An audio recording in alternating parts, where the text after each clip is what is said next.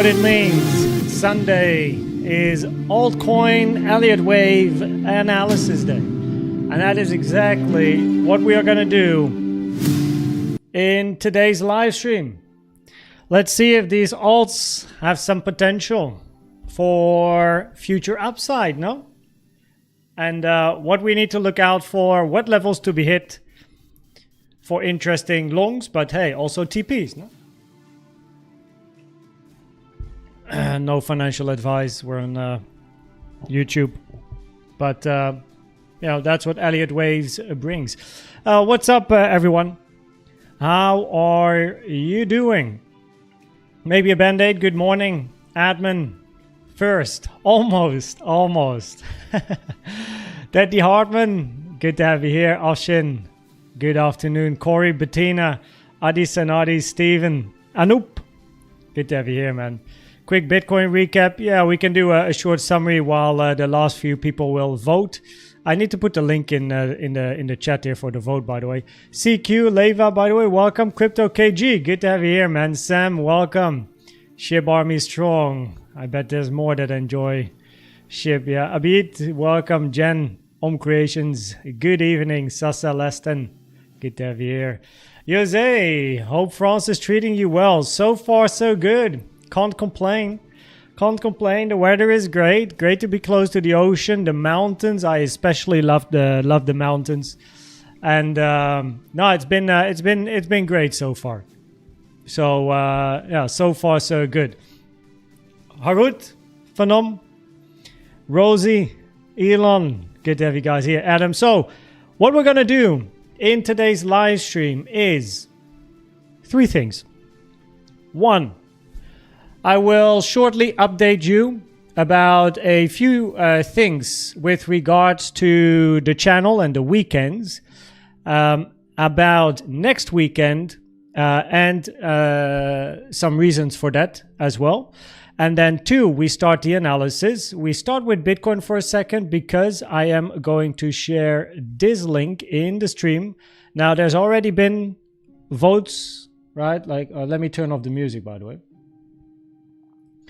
So people have already been voting. I shared the link in Discord and on YouTube, but I will share it again here in the chat. All right, so let's get that sorted.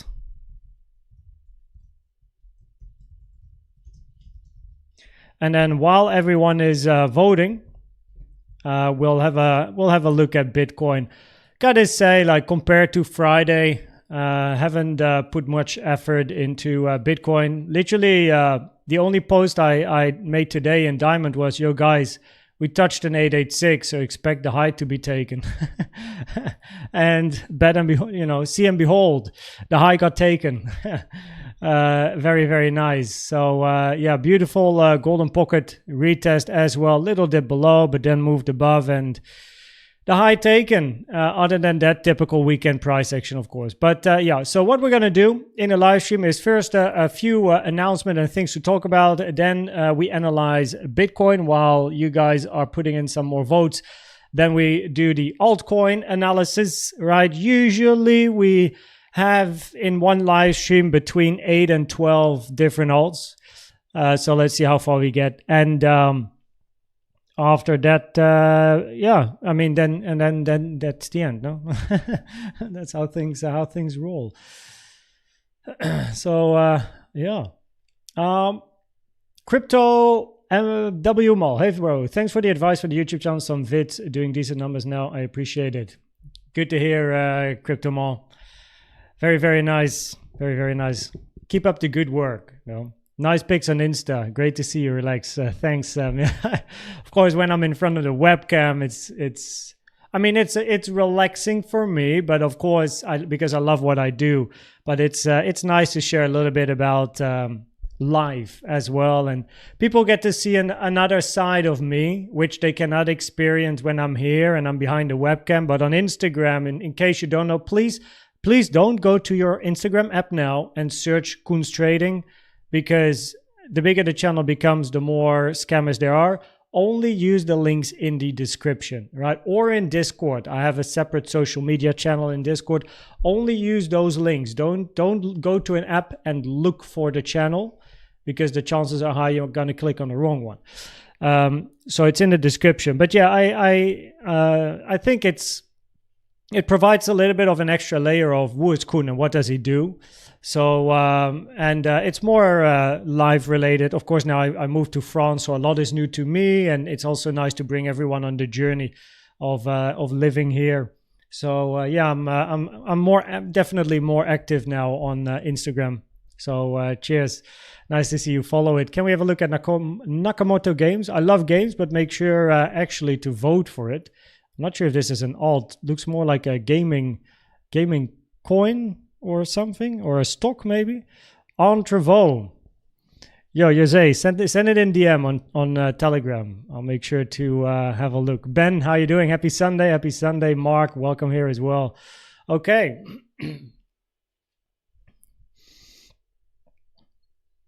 Charles looking wonderful. Link. Sarega, make sure to vote. Zad, what's up? Okay. Ashley is doing good as well. Yeah. She's making progress with her business, so that's always good. B channel, what's up? To think I have an Instagram. like a overcope, I know, right? Do you think of the bull market starting that can Bitcoin don't fall to have a nice run? There is potential for the alts still, right? Some alts look very good, but let's analyze. Right? Let's analyze. Rudy, what's up, man? How you doing? Okay, so let us start by a few things you guys have to know. First of all, and I will put an announcement, I suppose, in Discord and Telegram and YouTube in the community section. But during the week, Monday to Friday, right, nothing changes, right? So as always, we have 3 pieces of content: the video in the morning, Central European time, live stream in the afternoon, and then a video in the evening, right? So that will remain the same. But during the weekends, especially now that I moved to another country, plus I started a bit of a study as well, not like university, but I'm always trying to improve me, self-development, and those I'll explain in a second a bit. But therefore, in the weekends, the content's gonna be random, right? So on Sunday, we will always have altcoin stream. That doesn't change. But the other, Bitcoin updates and stuff, it's going to be random. Maybe on Saturday, it's going to be 3 uploads. Maybe on Saturday, it's going to be 1 upload, right? Maybe on a Sunday, it's only the altcoin stream.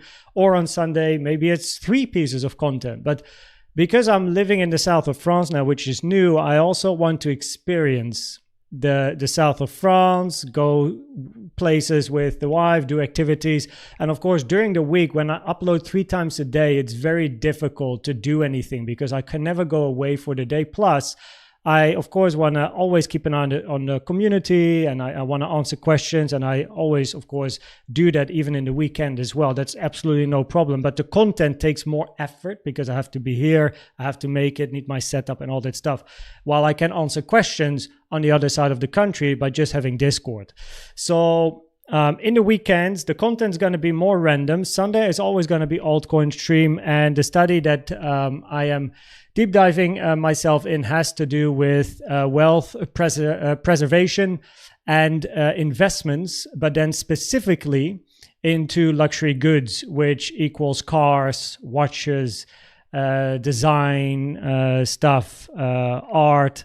And it is incredibly interesting. Of course, you can just buy X or just buy Y, but I think I got interested in looking for specific models or specs, or like educating myself on these type of things, where you don't just buy something. It's parking your money instead of in a savings account into an asset.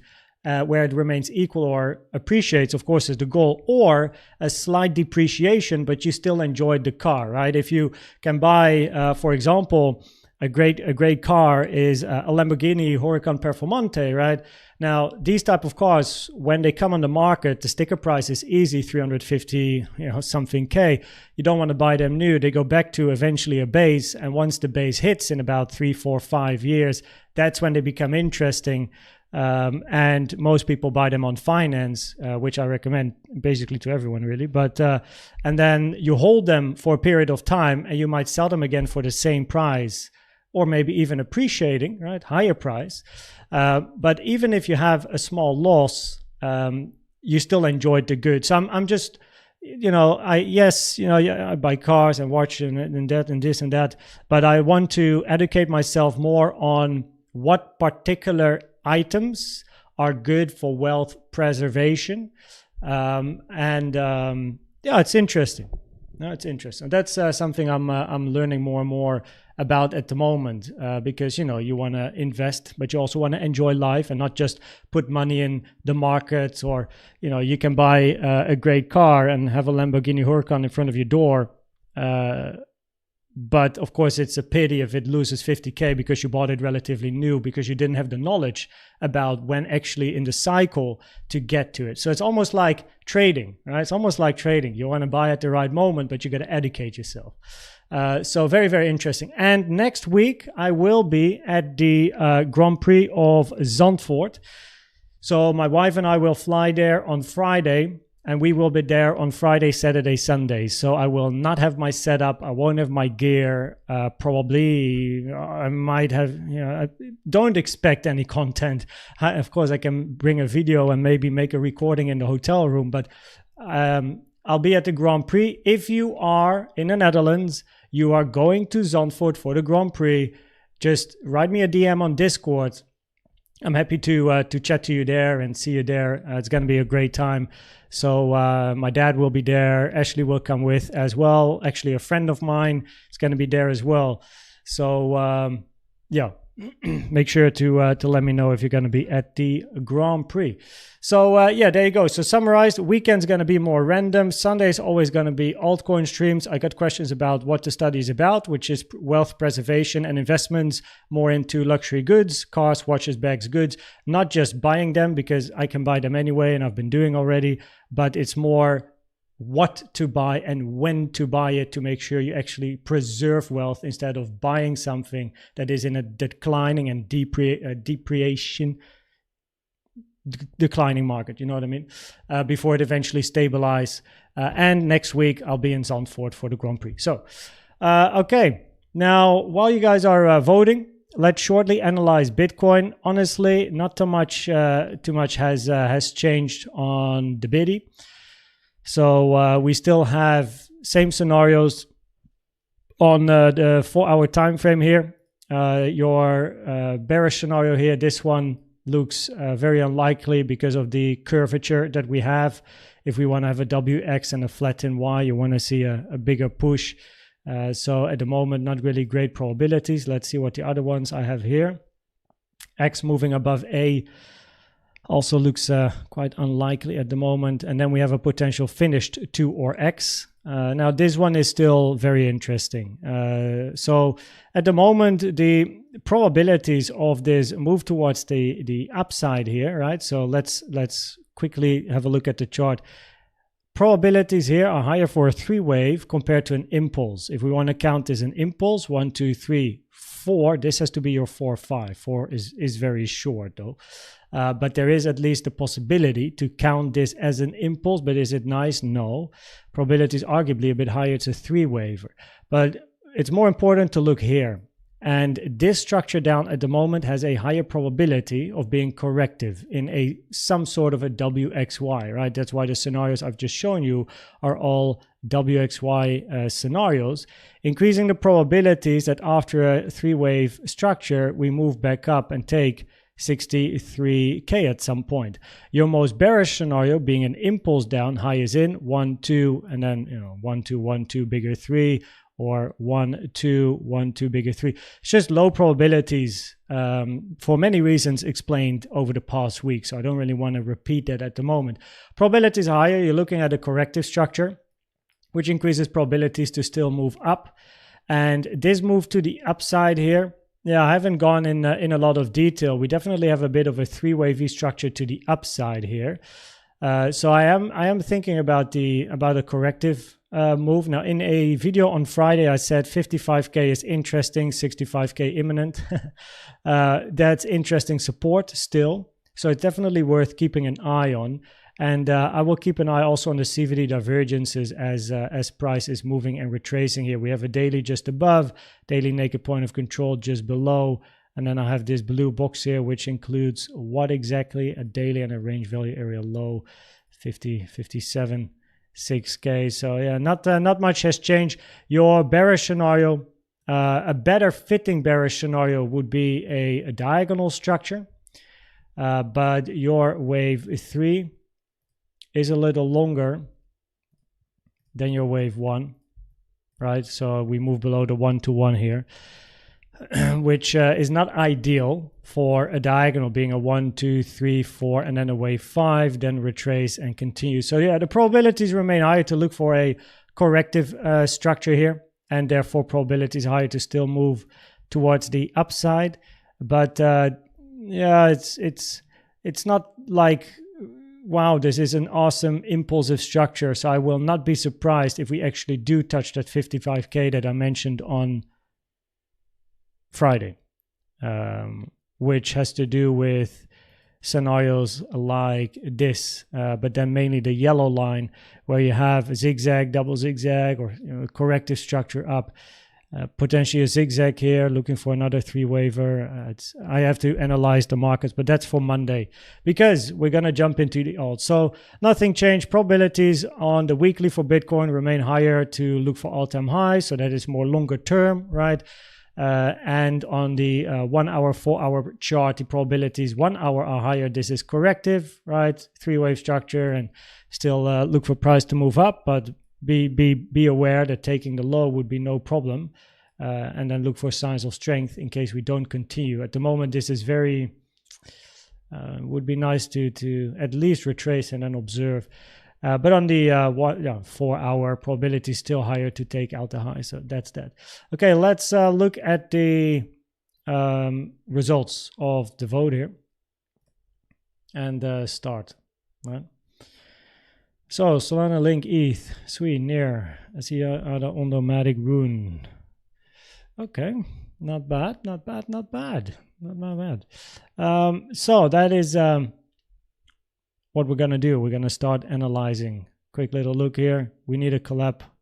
With Alex. I'm happy to. Mr. Husband, Mr. Father, right? Yeah, Solana is first. It will be the first one we do. Thoughts on the diagonal? Chart was on my phone, but I think you see what I mean. Definitely not the best. Got to make something of this PA. You mean the diagonal that I just put on the chart as well, by any chance? You have the same one? I'm actually curious now. Because that would be the, out of the bearish probabilities, if we are impulsive looking for downside impulsively, then a diagonal would be your way to go, really. But even with a diagonal, you would like to see 55 hit, and then you still look for a bounce before continuation. So by all means, we still expect that move up in a worst case scenario, really. Have the cake.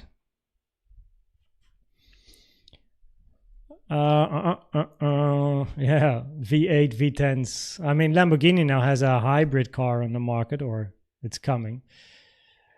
Guys, make sure we stick to English for the most part. If you look at ETH, yeah. Okay, let's go. What's up, Bogdan? So we're going to start with Solana, right? Most voted. So let's have a look, shall we? And start the altcoin stream. Scroll down here. So get my pen and paper for the timestamps after this video. 24, let's say 25. So let's see if these alts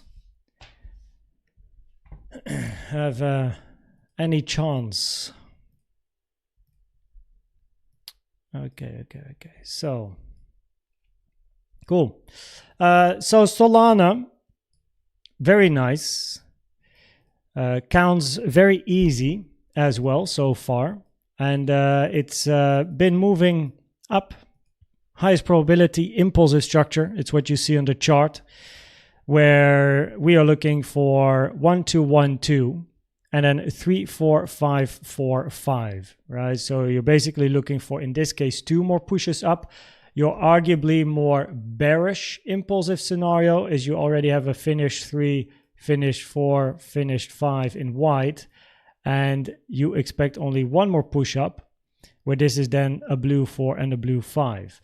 The reason that this, however, at the moment has a lower probability compared to the scenario where you still expect 2 more pushes, so your white 5 is not yet in, right? So the scenario that has a higher probability would be push 4 push instead of 1 more. The reason that's the case is because if we look at the wave 4 target area, we were waiting for price to hit this area, right? We've now hit it. A nice wick, 0.236 is touched. But if I move it to the downside, to the low of the blue 2, right, and I zoom in, and you can see we actually still didn't touch the blue wave 4 target area, right? So now I actually have to make it blue. So if we look for a blue 4, you still want to preferably see lower, right? It's uncommon for a wave 4 to not at least retrace to the 236. A common target for a wave 4 is the 382. So by all means, though, probabilities at the moment remain higher on Solana to look for price to move to the upside. And the confluences, well, we do have some interesting confluence to the downside, which is the point of control in red at literally 100. So yes, we have a bit of an order block here. We have the previous range, which is what you see on the chart, right? So that is the white box here. That is the previous range in a bull market, right? And you can go to any coin, I don't know, maybe even in stocks as well. But when you're in an uptrend, always keep an eye on the previous ranges. Of course, this one is very far away, but they generally act as very nice support for continuation. So, of course, this white box here, therefore, is important. And that is a main area of interest. But in this box, we have the red line at 100, which is the point of control of this range, which is the highest or the most traded area during these weeks. So 100 is very interesting. Now, if Bitcoin would come down once again, moving to the mid 45s, because on Bitcoin, of course, we have the potential for 3-wave structure. Currently, we're in this like sideways range stuff. We could take the high ones more and then move down, creating a W, X, Y, 3-wave corrective structure. Then move down, take the lows, move to mid 40s, and then eventually continue the bull market to the upside, moving towards back to 80 and 90 and 100K and whatnot. Now, that would give the opportunity to Solana to move to 100 if that happens. So very, very interesting. You do see some support below at 56, but I mean, if you want to go that low on Solana, weird stuff needs to happen. All the way 0.5 here as well, and it's very far below where we are now, of course, so that is not expected. But the 100 is interesting, and this is simply the main area of interest. So this white box here is 126 to 78, and the probabilities remain higher for price to still take out the high. And with the bullish scenario, the bearish scenario would be an ABC to the upside because of the curvature of this move up, right? We then need to think about a 5, 3, 1, 2, 3, 4, 5-wave structure. C is finished. Now, in that case, right, if your wave C is in, then you want to look for impulsive structures to the downside. And at the moment, as it stands, there's no clear sign of impulsive behavior to the downside. Can we count it impulsive? Yeah, we can count 1, 2, 3, 4, 5 here. Then have a W, which is a zigzag, X being a zigzag, and then A, B, C being a flat structure in a sideways WXY. So your bearish scenario, therefore, is a finished 1, right? And then 2, and then you look for 3, 4, 5, and downside to go, right? So let me here do a little Fipple as well, just double checking. Yeah, we didn't touch the 618. So that would be your, at the moment, most bearish scenario on Solana. And this scenario, where is it? There we go. 786 touch, almost 886 touch. So the moment you hit this 886, the probabilities will go significantly down for a wave 1 and a wave 2. Checking fib time here quick as well. This is twice the length of 1, which is perfectly fine. We'll see if this is 3 or 5 wave, but this would be your most bearish scenario. The thing is, at the moment, based on the price action, it doesn't carry the highest probability on a higher time frame, right? It's no problem to look for a zigzag, but then we would look for A, B, and then a wave C to the downside, right? Instead of a 1, 2, and a wave 3. So for the bearish probabilities to really increase, you actually need to lose this range. So you wanna move below 80, right? But at least you can count there is the potential of a bearish structure on the daily time frame, which is at least good to be aware of. Now your invalidation is taking the high of 2, and the moment you hit the 886 here, which is sitting at about 182, probabilities significantly decline for any 1, 2 over here. So, but you know, it doesn't at the moment carry the greatest probabilities, but we have to be aware. Right, so basically your almost like your confirmation. Did we hit it? Wow, that was close though. So, and okay, that's log. This is on linear. We haven't actually on linear and on log. We actually just missed out on hitting the common target area for a zigzag if we are looking for an A, B, and a C. So I won't be surprised if one comes down again. But also to hit the point of control at 100, that would be great. But your like quote unquote confirmation to continue a bull market, which is great to know from a trader's perspective, is hitting 182, right? That significantly increases probabilities for continuation of the bull market. Nothing goes in a straight line, but that's the level you want to hit. If you take out this high here, probabilities increase once again, right? And especially when you hit 197. So yeah, probabilities haven't changed on Solana at the moment. You are in a bullish trend towards the upside. Another reason, by the way, why the bulls have a higher probability compared to the bears, meaning counting 1, 2, 1, 2, 3, 4, 5 and seeing upside and taking out the high, is also because of the extension of your wave C. If I take a trend-based fib from the start to the end of A, which is the higher high, 2678, and what's this? 27, and then to the low of your B, you can see how incredibly extended your wave C is. Even if we would end B over here, you still pass the 1.618. The moment you touch and pass a 1.618, the probabilities increase for a wave 3 compared to a wave C. So in other words, probabilities are higher for the bulls compared to the bears, but you have to be aware of bearish scenarios. It's just that they don't carry the highest probability at the moment on this particular chart. So that is Solana for you. Next one up is going to be Link. Now what you will notice compared to the during the week live streams on Bitcoin is that during alt streams it's not always very easy to keep a close eye on chat, because there's many alts that people like to see. So it's less chatting, more analyzing. Dayon, welcome. Locksky, what's up? What's up? Good to have you here.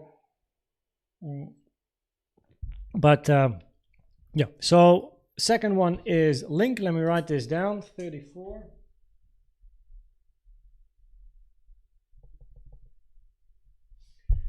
Nice. So on Link, the highest probability scenario with an incredibly easy invalidation. I mean, from a trading and risk management point of view, I actually think Link is one of the easiest to trade, because it has a very clear structure to the upside. It has an incredibly clear invalidation, which is not too far off from where price is.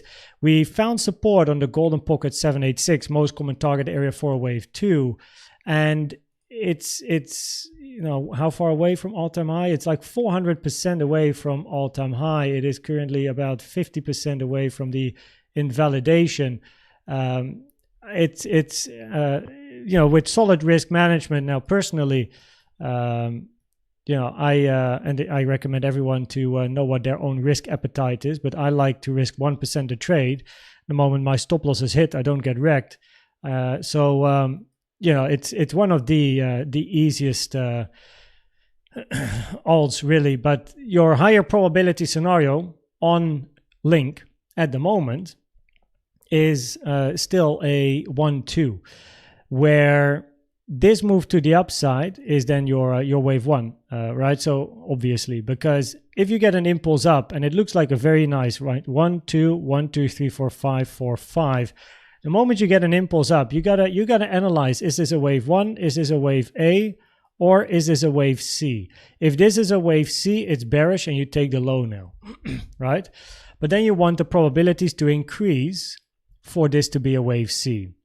Now, let's analyze in a bearish scenario, right? We're looking for this to be a wave C. The only way this can be a wave C is in a flat. So this is the end of your B. You have a wave A here, you have a B here, and you have a C towards the upside, right? Now, in that case, we then have a Fibonacci that we take from the low to the high and toggle on the flat. So we've hit the 105, right? 105 would be a minimum target for an expanding flat. It's not common though.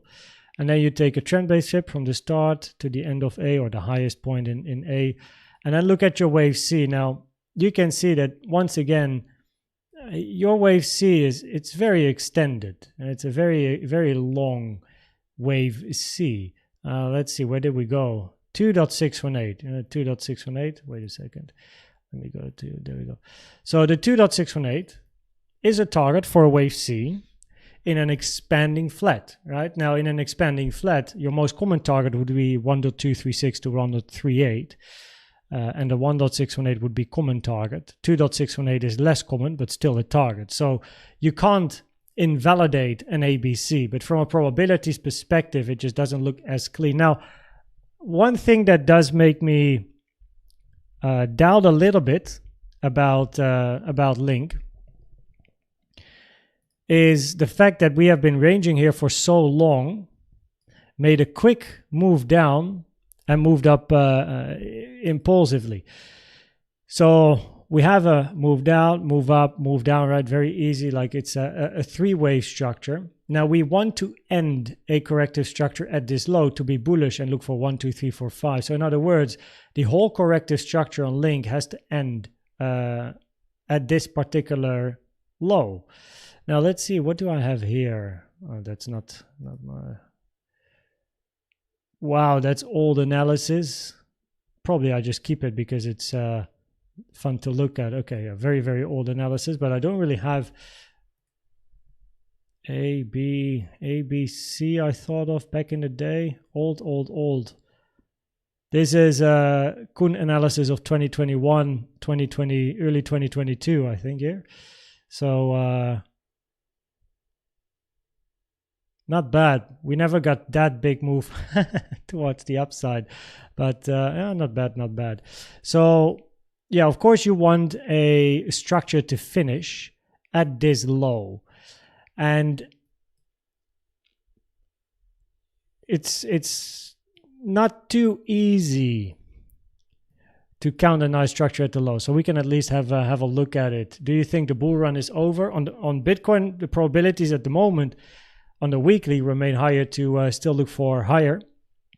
But on the 4-hour, probabilities are bearish till proven otherwise, meaning you look for the lows to be taken once more, unless the next push up on the 1-hour is an impulse. So in other words, right, that might be confusing to you, but on the 1-hour time frame, the probabilities are still higher for now to take 63K, potentially testing 55 first.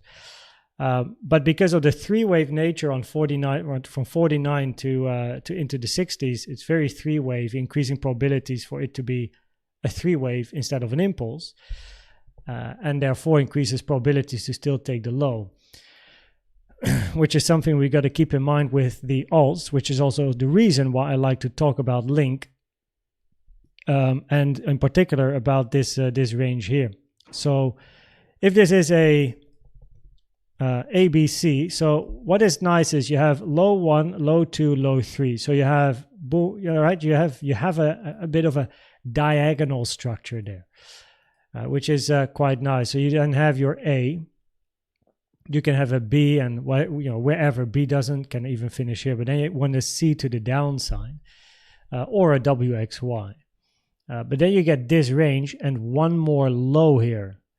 So I'm going to do a little bit of thinking and analyzing, if you guys do not mind. So give me 1 second here.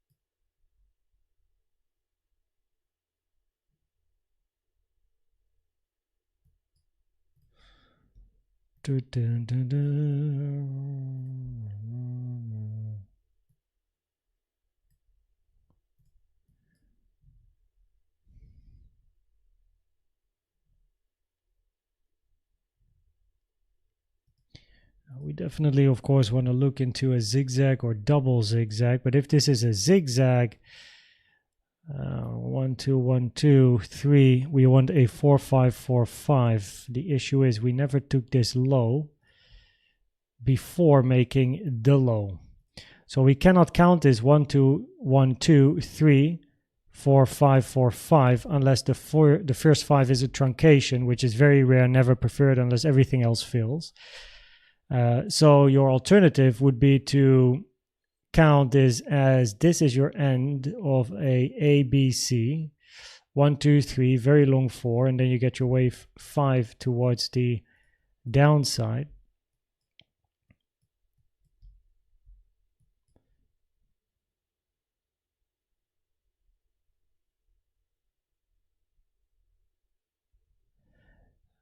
Definitely a longer sideways structure, likely WXY moves. Can have a flat in here, ABC, another flat, WXY, flat, zigzag.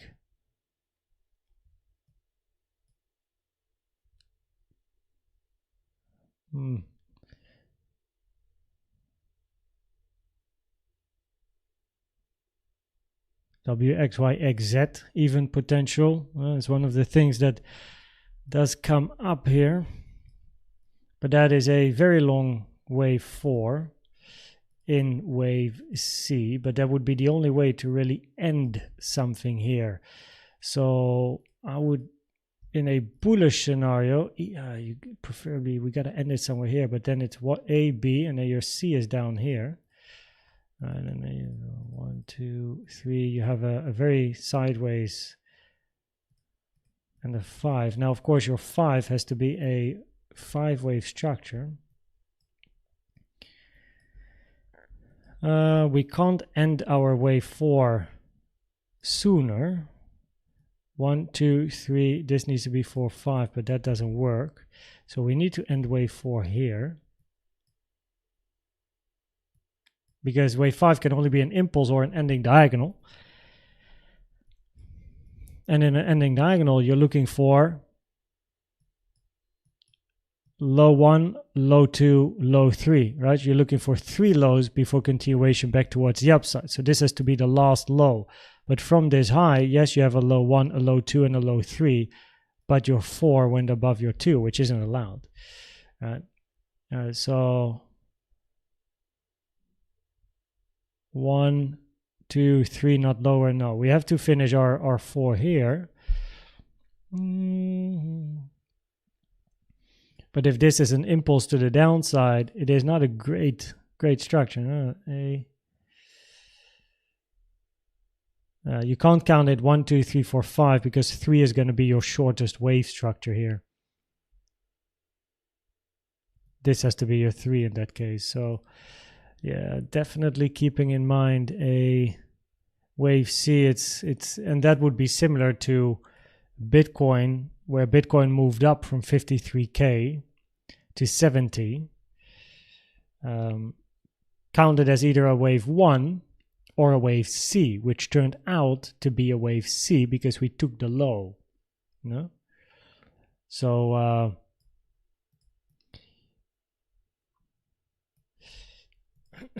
and in the bigger scheme of things,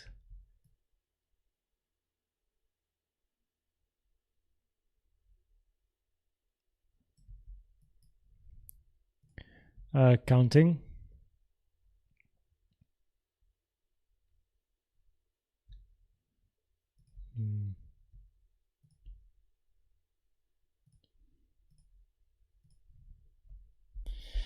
Your correction is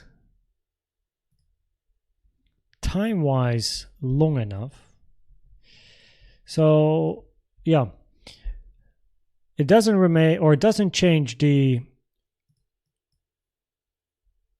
probabilities for now, but it is good to be aware of the wave C. 1 second, go back to the daily, observe the local move down here.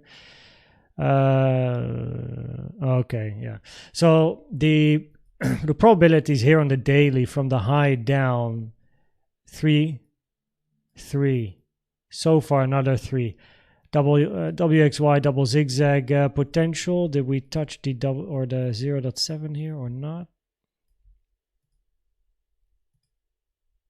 Yes, we did. So a double zigzag does lower in probabilities because we did hit that 0.7. Impulse correction. If that would be an impulse, we want to have a 3, 4, 5, but this looks incredibly 3 wavy.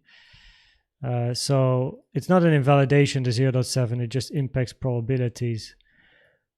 But this looks, of course, very corrective due to the downside. Not really like, wow, great impulsive move. This was an impulse. Preferably we see 1, 2, 3, 4, 5 retracement continuation. We never got the 5. We never got the 5. Highest amount of volume is in the low, increasing the probabilities. This is a wave C of a 3-wave structure. Increasing the probabilities, all of this is corrective, not impulsive. Okay, so what I'll be looking for here on Link, the probabilities for now remain higher still for a wave 1, 2. Simply the length of this move up, very shallow B, 105 touch. A 3-wave structure to the downside to begin with. Here from a probabilities perspective, it's not a nice 1, 2, 3, 4, 5 wave impulse to the downside.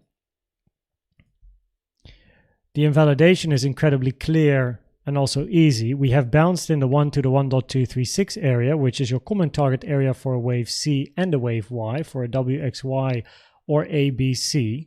So that is also the area where you do like to see support. Target area for 2 is still a little bit bigger, right? So those are the things that increase the probabilities for a 1, 2 and a 3 towards the upside.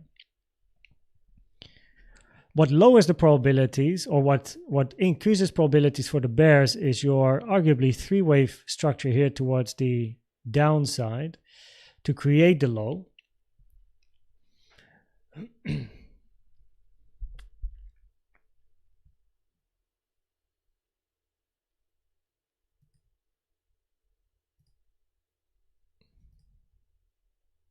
And a very, very long range in time.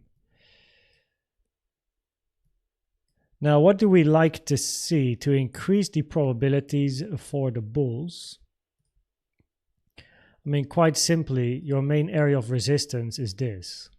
So you gotta, you want to move back above this range now, above 13. Confluences. Oh yeah, here you go. Yeah, I had it on my chart already. So 13. And you don't want to lose this support resistance, because then you fall back in this range, and wouldn't be great. So you preferably just hold. Yeah.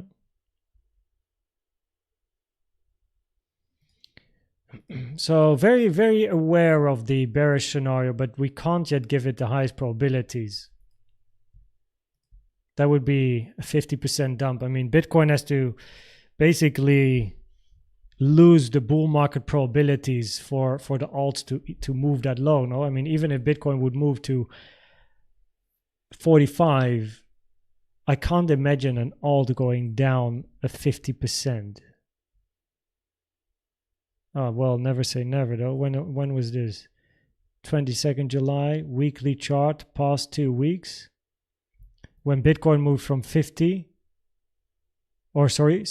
to 49. This is and now we are at like 60 begins 60 to 45. That's the same, pretty much the same move.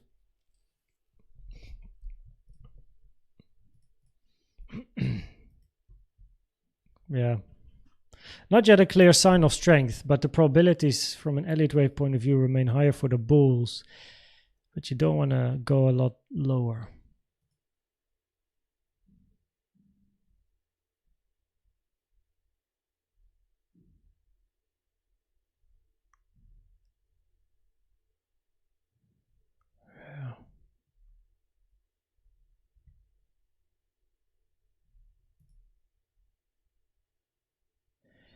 And I can't deny this. This is a three wavy low. I'm not a big fan of three wavy lows. If we look for an ABC, we want it to be a 5 wave. But let's see what Link does. From a trading perspective, it's very easy. It's probably one of the easiest ones. It has a very clear structure, very, very clear invalidation. Probabilities are very easy. We have a 5 wave move up. It's very extended, very short low for a wave B. Stop loss hit, yeah, no problem. 1% loss, and then look for some more support below. So the probabilities are higher for the bulls because of a short wave B, extended wave C, 3 wave structure to the downside here. The probabilities for the bears is just because of this. This is what bothers me for the bulls. So for the bulls, of course, to increase in probabilities, we want to see impulsive structures locally. So now that price is at support, we want to see an impulsive move up, right? 1, 2, 3, 4, 5, and preferably, of course, bigger impulsive structures. On Link, we just took that high there, right? So always potential for a diagonal, but we want to see impulsive structures towards the upside and not a 3-wave corrective structures like we pretty much see on Bitcoin at the moment. And ideally, you move above 13.5 to move back inside the upper half of this range. To look, that is a sign of strength.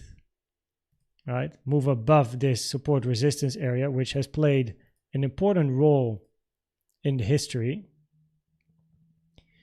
and then you move back into the upper area, and probabilities increase more. Right, so yeah, probabilities haven't changed, but I am very aware of the low that's made. So it's just important from a trade management point of view where we are in a local downtrend. Preferably, I now wait, right? Patience for many people is the biggest problem. I wait for price to show me it wants to move up. Signs of strength. Flip resistance into support, right? See impulsive structures on lower time frames, get a retracement, trade a wave 2 locally, and continue to the upside, right? See price grind to the upside with consistent bullish CVDs. It's a bit of a day trading entry for a potential swing trade long term, right? Breaking market structure would be nice as well, right? At the moment, we have a 3-wave structure here. So if price can move back up and change the structure, moving above that 14.15 increases probabilities to move up. It's just a lot more safe just in case. You're never going to buy the low or the exact high, but you want to buy the sandwich, right? What's in the middle of the sandwich. That's what matters. So I don't care about entering lows or highs. I care about getting the 40% in the middle, right, of a move, or the 50% of the move, 60% of the move. So that is a lot more interesting to me. So yeah, interesting chart.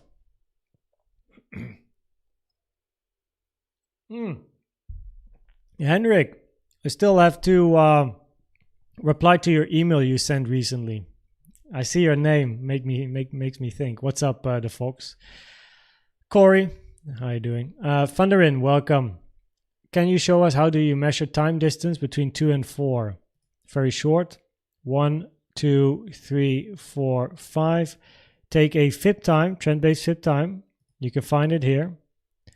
From start of 2, end of 2, end of 3. Right? That is how you measure it. Measuring 2 against 4. Actually, 4 against 2. So we are on Ethereum.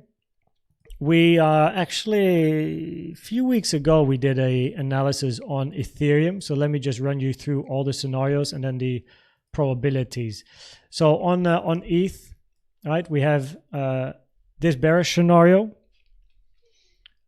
Again, I'll run you through the scenarios and then get to the probabilities. So we have the bearish scenario here, which is a bigger corrective structure, WXY. Now, a scenario like this can also cause Link to move below the lows, of course, Bitcoin below the lows, and that sort of stuff. Now, in this case, we then have a WXY double zigzag to the upside in a wave X for then a bigger WXY structure, where due to the height of your wave X, preferably your wave Y here, is a flat or a triangle. So we then have a zigzag W, X, and then we look for a flat or a triangle. Now there is the potential here for it to be a flat, A, B, 1, 2, 3, 4, 5 wave structure, C, and continue up. For a triangle, I think it's at the moment a bit too shallow. Now the minimum target for a wave Y would, I mean, on the linear chart 1.6, logarithmic chart 1.4, which of course is still a very big move towards the downside. That's definitely bear market vibes. But in other words, you want to move down. Now, what changes the probabilities on ETH for bullish continuation is price to hit 2,917 before taking the low. Just like with Link, looking for signs of strength, waiting patiently for price to hit certain levels. 2,917 is such a level. Before taking the low, take out 2,917.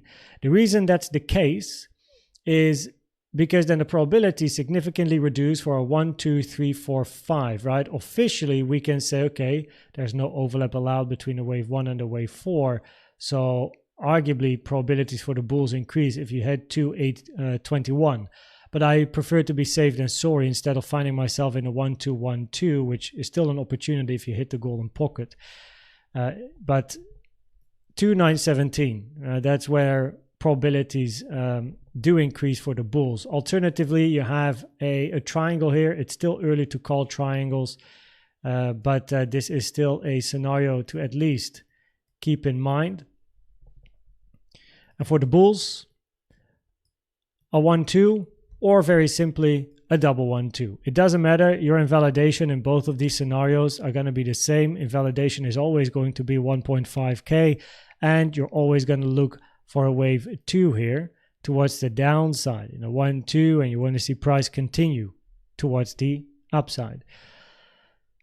Now we've hit the golden pocket, as you can see, and I have the invalidation for wave 4 at 2,917 on my chart in case we're looking for A, B, 1, 2, 3, 4, 5, one more low, common target area 2, and then move up in a wave C, right? A, B, and then C.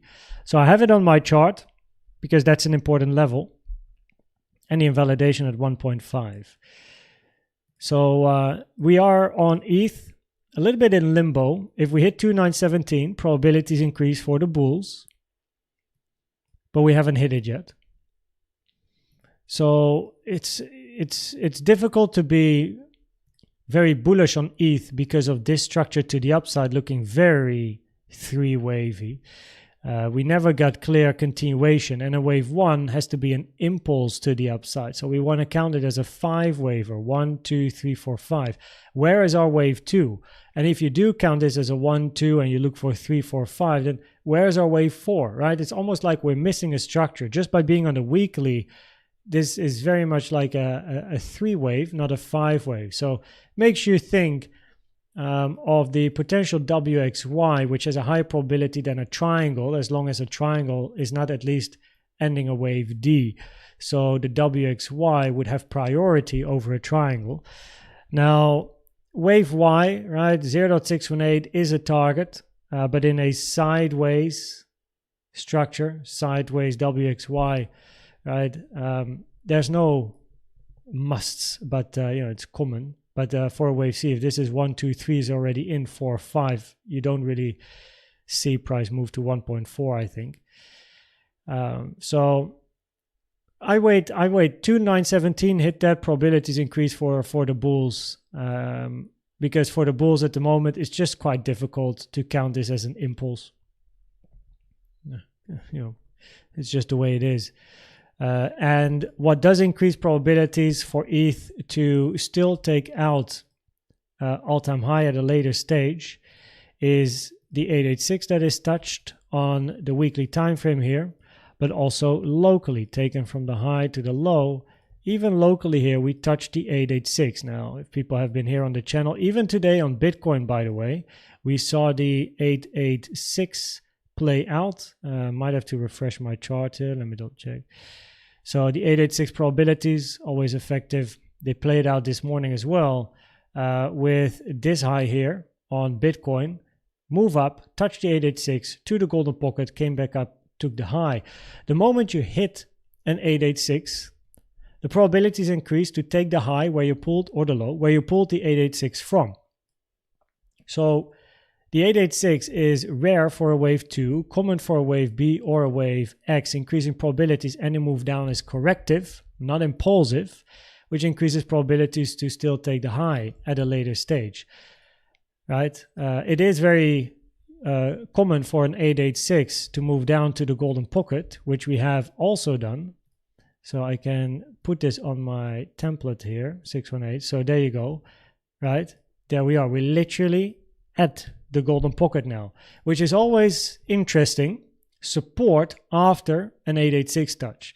So just like on Bitcoin earlier today on the 15 time frame, but it's no different on other time frames, hit the 886, move to the golden pocket, little bit below, and then you move back up. This is always important as a support resistance area after an 886 touch, right? So it's definitely an area of interest where we are now. Plus it's in confluence with the previous range, right? Which is also interesting. So yeah, probabilities on ETH, looking at the fibs and using the fibs for Elliott wave probabilities are higher still to take out the all-time high at some stage. It's very normal after an 886 to move to the golden pocket. Check, right? Hit the 886, move to the golden pocket. It's like standard stuff. We see it a lot, right? If you've been here on the channel for a long time, you know exactly what I talk about. So here we see it on a weekly time frame, which is good. It's good to see. It's just that because we did move down this deep, the structure on ETH is really ugly. Right? It's a very three-wavy structure on ETH. Which isn't great. So yeah, 886 probabilities played out nicely here, but the structure on Ethereum looks very corrective.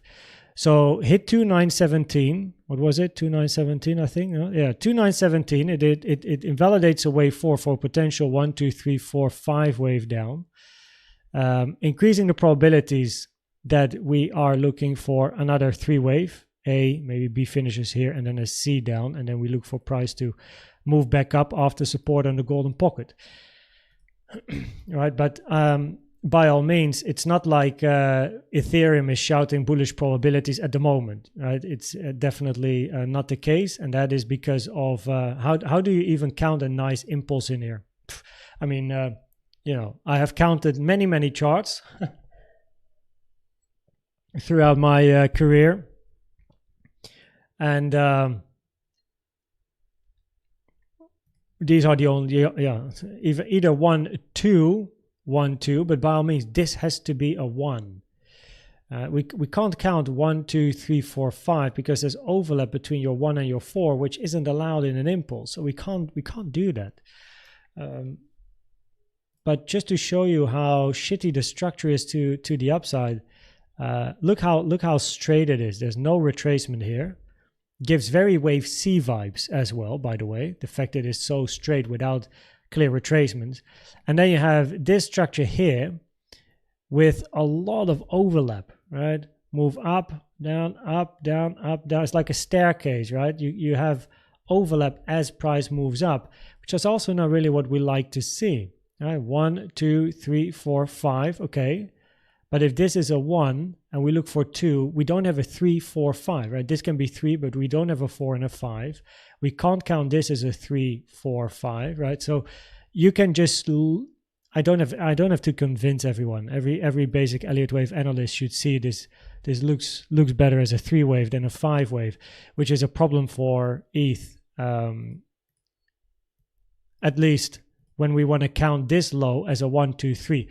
However, I say it's a problem for ETH that this then is not a 1, 2 and continuation up in a 3. But actually, arguably, it's long-term more bullish because you would be then looking for the potential of finishing a WXY and then start your next leg up for the bull market, right?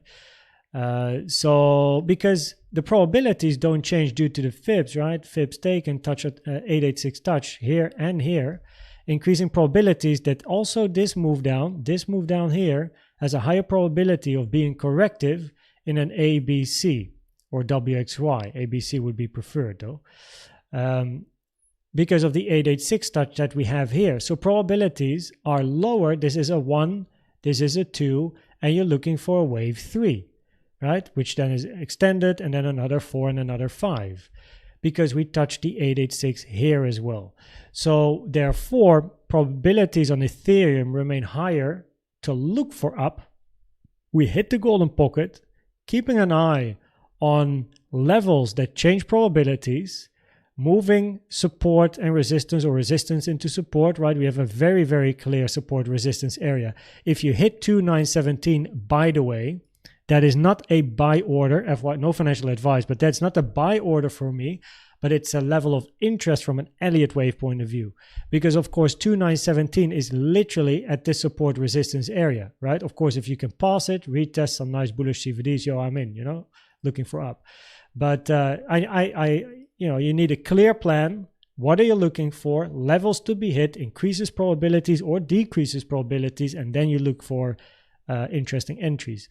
So that is basically the chart of ETH. Very, very ugly move towards the upside. Definitely WXY or triangle probabilities that are higher for ETH compared to a bullish scenario where this is a wave 1, right? So in that sense, a triangle here or a WXY makes a lot more sense compared to an impulse.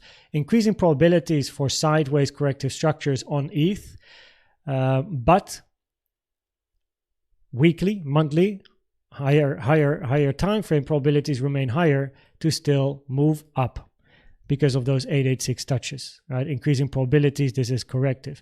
Again, there is the potential still for an AB 1, 2, 3, 4, 5 in a wave C. Right, 2917 invalidates a wave 4. Interesting, observe price action after. Once we hit 2917, let me know. So, okay, there you go. It's a long bit of analysis, but I hope sharing some of those thoughts help with the context of Ethereum, because of course it's a very sought after coin, asset, very, very tradable, but probabilities are higher for a triangle or WXY compared to an impulse. There is a lack of a 5 blaster, exactly.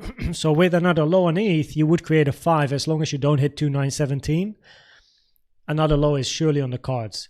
Create a finished ABC, and then look for price to bounce, local signs of strength, get another move towards the upside. And then either you look for a finished WXY with a flat in a Y, or a bigger triangle, and you look for for C to be in that case. But ETH probabilities are higher for the bearish scenarios compared to the bullish scenarios on a weekly time frame. So a WXY or a triangle. However, from a trade, so this is the difference between, arguably in my opinion, Oh, I actually forgot to write ETH on my paper here. Damn, when did we start ETH? But that's the difference from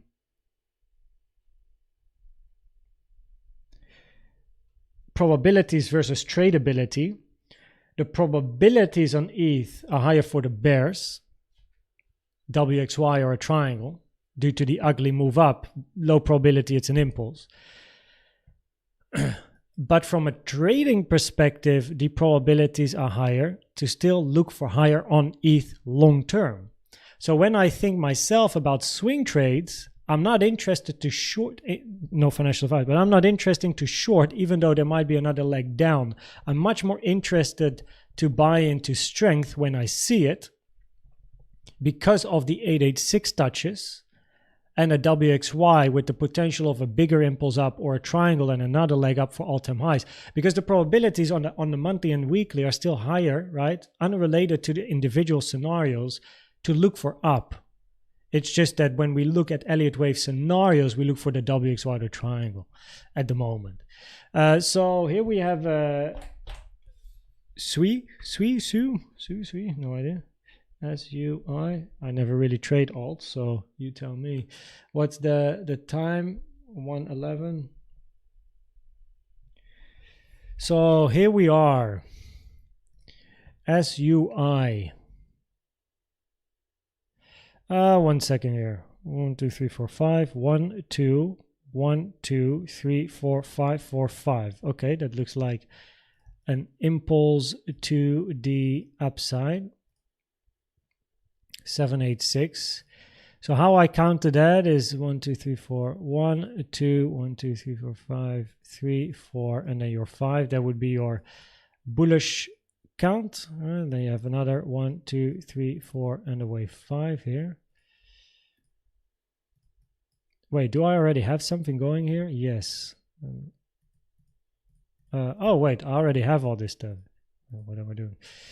Okay, there we go. So we wanted, I actually think we haven't seen this chart for a while, but what we wanted to see is price to finish a wave 2 at least after the 382 in a bullish scenario, because it's rare for a wave 2 to not make a low after the 0.382 or end the correction after a 0.382 fib time taken from the start to the end of 1, which was sitting on the 26th of May.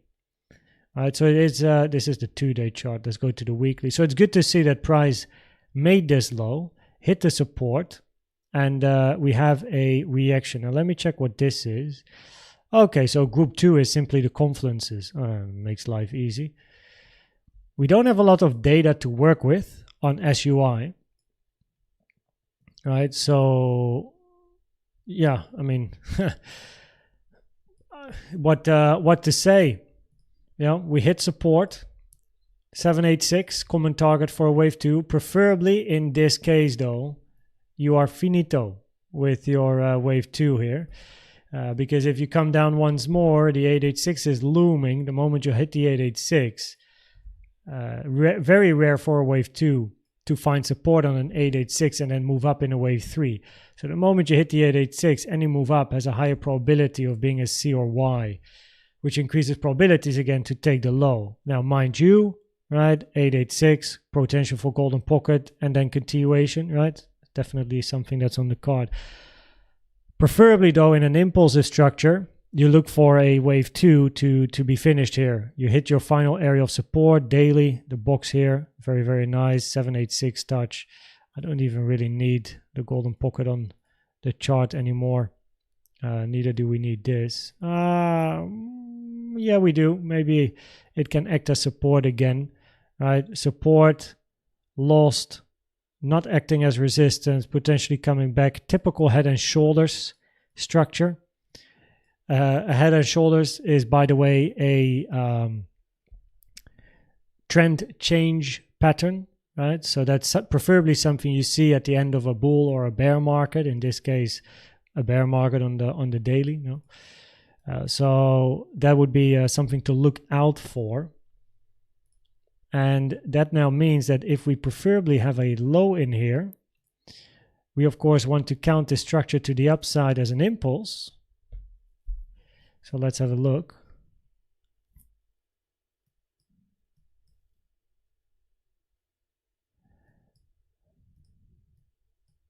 Wow, so much volume in the end. But even here we can see 1, 2, 3, 1 red candle, potential 4, 5.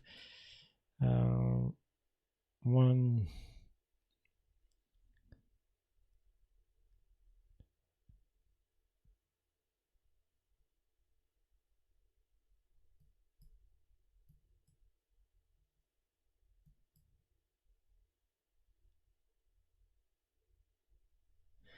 Four, 5, 4, 5, 4, 5, 1, 2, 1, 2, 1, 2. Yeah, so there's definitely the potential here for an impulse.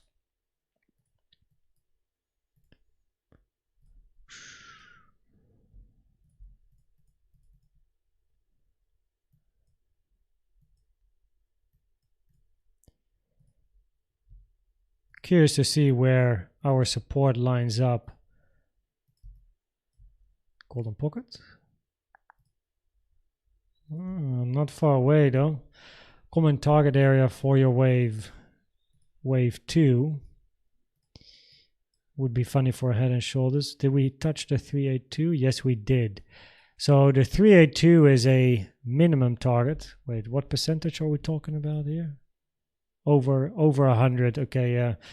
I'm checking logarithmic versus non-logarithmic, but for now I prefer log. And also here on the linear chart, 786 is in confluence with alt support here. So it's still nice. Also on linear as well as on log, so that's good. But on log we did hit the 0.382. On linear we are below, so that's perfectly fine. You have hit the fibs. The 382, however, right, both on linear, what you see now, and log, remains an uncommon target for a wave 2. It is more common for a wave 2 to retrace to the 05786, which on both of the charts you haven't hit, as you can see, right? The 05 on linear is not touched, and neither is it touched on log. So from a wave 2 probability perspective, the most common target for a wave 2 is the golden pocket, and after that comes the 0.5 and 382. So we did make a lot after the 382 here, but you wouldn't mind seeing more downside first. But looking at downside, so far we didn't touch the 382, didn't touch the 382. There has literally been no retracement. There has been no retracement to the 382. So preferably you first move up. So every bounce you had to the upside here, right, did not even touch the 0.382 Fibonacci. It has been a consistent move down without retracing to at least the 0.382. So that is definitely something it's definitely something you want to see. The longer we range here, the higher the probabilities to move towards the 382. By the way, here's an order block on the 2 hour. Just happened to see it, 0.27, 0.7. Just a quick FYI, I suppose.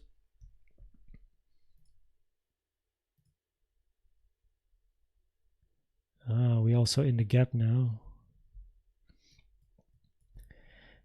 Yeah, we do have a gap here as well, and we did close daily candles in the gap. Now generally when you test the gap for the first time, you do see support, but closing candles inside a gap does increase probabilities to fill the gap, and then guess what? Filling the gap equals golden pocket, which is in confluence with the weekly and the support resistance area, an order block here as well, so it's not a bad place. Plus it would create a head and shoulders type of structure. The thing is that the probabilities are low for price to just do this. If you would go lower, it would be a lot healthier for the market to retrace to a 382.05 golden pocket, to retrace up into the fibs taken from the high to the current low. Look for weakness and then another leg down to move into the common target for a 2, which is the 05786. Because we have not at least retraced to the 382 anywhere as price moved down, which is very unique. Like what? You know what I mean? 3, 1, 2, 3, 4, 5. 1, 2, and then 1, 2. No, there's overlap here, so we cannot count this as an impulse. 1, 2, 3, 4, 5, right?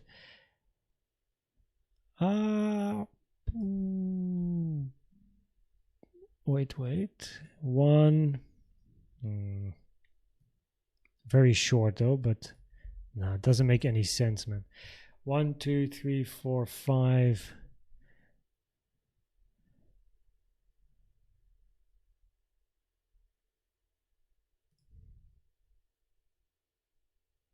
Highest amount of volume.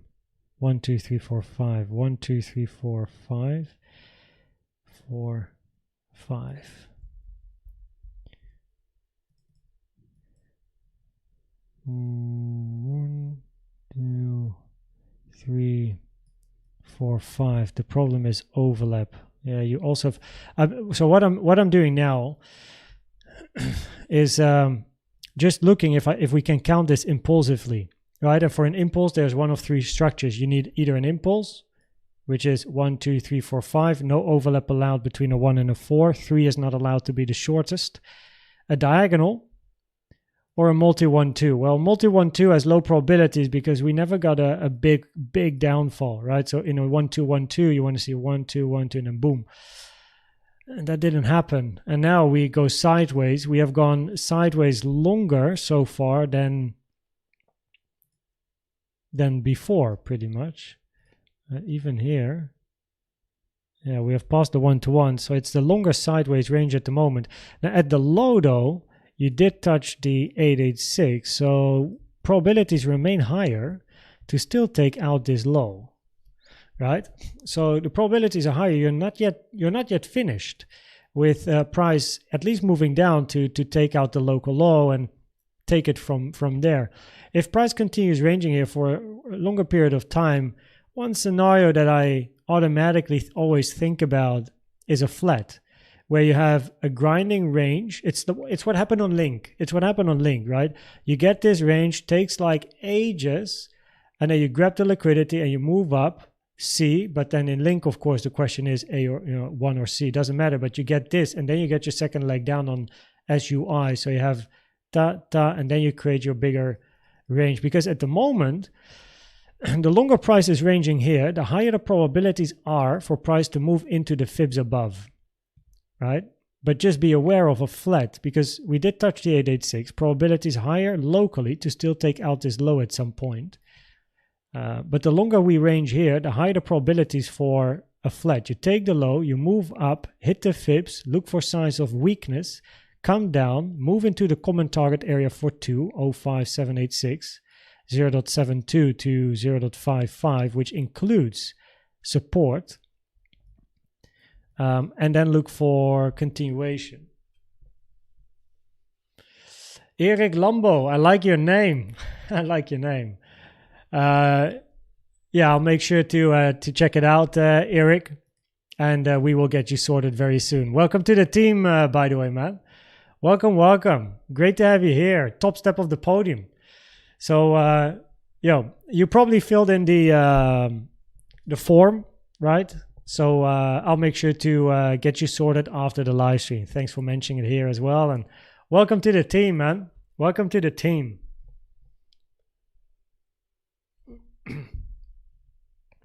So we take the low for SUI when ETH will be around 1400. In that case, you're going to be looking for this to be a wave C, which of course is your bearish scenario. But yeah, you don't want to move lower. So of course, this is all bullish, right?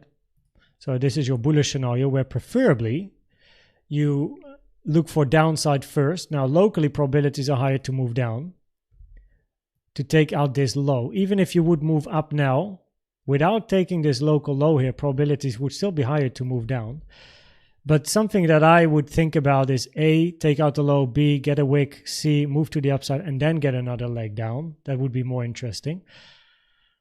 And then the question is, what do you have proof of support here? Because of course your bearish scenario is indeed a flat, where this is A, B, C. Of course, if that would be the case, then yeah, you're going to touch the 886 that you have down here as well, which wouldn't be great for the bullish probabilities for the future of SUI, pretty much. So, but yeah, at least locally it's clear. So this would be a coin where I am much more interested in the local price action compared to the weekly, because the local here provides a very clear overview, very clear probabilities. And that is something that can be traded very easily. But on the weekly, right, we hit the final area of support. So of course, from a swing perspective, preferably your low would be in, because you don't want to hit the 886 for a wave 2. You know, it's not that wouldn't be great. So preferably on SUI, you create a typical head and shoulders reversal pattern, but locally, still preferably look for price to move down based on probabilities, and then wait for proof of support. All right, so finding support, if price does come crashing down, wait for a range to form, support, and then you want to flip some resistance back into support. So yeah, very, very clear on the lower time frames. Very clear idea on the higher time frame as well. It's just like, it's a very clear invalidation. You just don't really want to go below the 2. So of course, if not shorting, it's a very clear invalidation for any swings for bigger upside with solid risk management in place, but preferably you first move down locally based on probabilities. So okay, let's get through things a little quicker here. Near. At support. Oh yeah. I remember this one. This is like an ETH, right? So what the bull? No, bull. Yeah. Okay. So yeah, I thought so. So on near. Let me write down the timestamp. By the way, 127. 127.30. So on near, the reason that my bull count here doesn't have any count up is because it's so three wavy. It's the same problem as on ETH, where the beginning of this move has a lot of overlap, right? Every range that formed has overlap with the range above, and it looks incredibly three wavy. Where's your wave 4? Where's your wave 5? Even here, you have overlap. You can't even count this as a truncation in a 1, 2, 3, 4, 5 because of the overlap there. So, and an overlap in a diagonal is incredibly rare. So it's very ugly, and therefore it is much more interesting to count this structure down and not care about the move up. Right? We don't really want to count this. If the probabilities here increase for this to be corrective, right? If this is a higher probability corrective structure, you see the WXY I have on my chart, right? Then the probabilities increase for price to take out the high. Now, oh yeah, I remember this as well. So I just don't have it on the chart. Do I have it here? Confluences? No. So price did touch the 886, taken from this high to this low. Now, as mentioned, the 886 increases probabilities that everything that comes after is corrective and not impulsive, right? Now, the interesting thing on near is if you zoom in, of course, if we pull it from the high to the low, you can clearly see the three-wave nature to the downside here, right? Which even without an 886 would make you think corrective. And the probabilities at the moment are higher, just like ETH, right? With the 886 touch as well, that you are looking for corrective structure, but it's still part of the bear market. So if you would pull an 886 from the high to this low, then we actually did not touch the 886. We just missed out. But if you want to count somehow this as a 1 and this needs to be a 2, it, like, the thing is, if you want to count this as an impulse down, which is very bearish, right? 1, 2, 3, 4, 5. It's very difficult to count this as an impulse down, right? Because even on, oh, I went too quick, even on a 4-hour time frame, of course, this is an incredibly three-wavy structure. We can't count this as a wave 1 unless it's a diagonal. And at the moment, even if this would be a diagonal, it's 1, 2, you would be looking for a 3, 4, and then a 5, and you want to see a move back up anyway. So you're going to be looking for price to move up first. If this is your wave 1, besides the fact, just look at this, right? If this somehow is a wave 1, then this is your 2, which is absolutely ridiculous as well. So the probabilities are higher on near that the structure that we have towards the downside is, just like on ETH, a higher probability of being a corrective structure. Now, as you can see, I didn't put too much effort into actually counting this in a lot of detail because it's just not that relevant. And here you see the bearish scenario, which is a double 1, 2. 1 ABC, 2, 1 ABC, 2. A flat in 2 and 2, and then you look for price to continue towards the downside. So near is at the same area of ETH where you want price to show you it wants to move up, right? Because there's not yet been incredibly clear signs of strength just yet. We are currently below an important support resistance area, clearly visible here on the chart. So that would be step 1, move above this area, right? Move above 5 pretty much. We have hit our first box, our first area of support. We still have some support below, right? Now, nice bounce. This is typical stuff that can, of course, be traded, right? This is still, it's an awesome 30% bounce on a high probability support area, right? Acting very, very nicely, which is brilliant. But for probabilities to increase even more for the bulls, of course, we want to see price continue towards the upside. Again, counting an impulse up, 1, 2, 3, 4, 5, correction, continuation, where you want to change the market structure, hit the 886. 886 here, where's the 886? At 6 pretty much. And based on lower time frame structures, of course, entries can be made a lot sooner. Now, by all means, of course, obviously support is the main buying area. And you already had a solid move towards the upside now. 1, 2, do we have overlap? Yes. 1, 2, 3, no.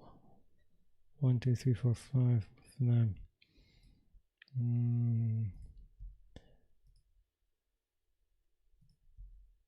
Let's see. Did we retrace? We only hit the 382 in this case as well. So also here, preferably you still look for price to move to the 05 to the 786 area on the lower time frames. Oh, 1 second here.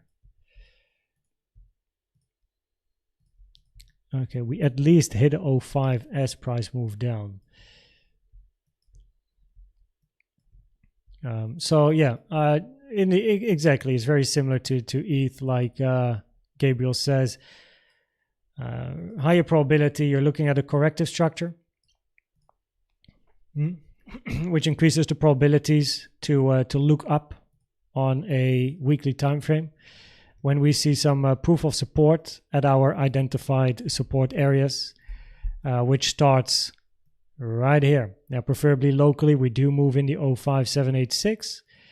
But yeah, we are below support resistance. Right, as mentioned, clearly visible on the chart. This is your pretty much your line.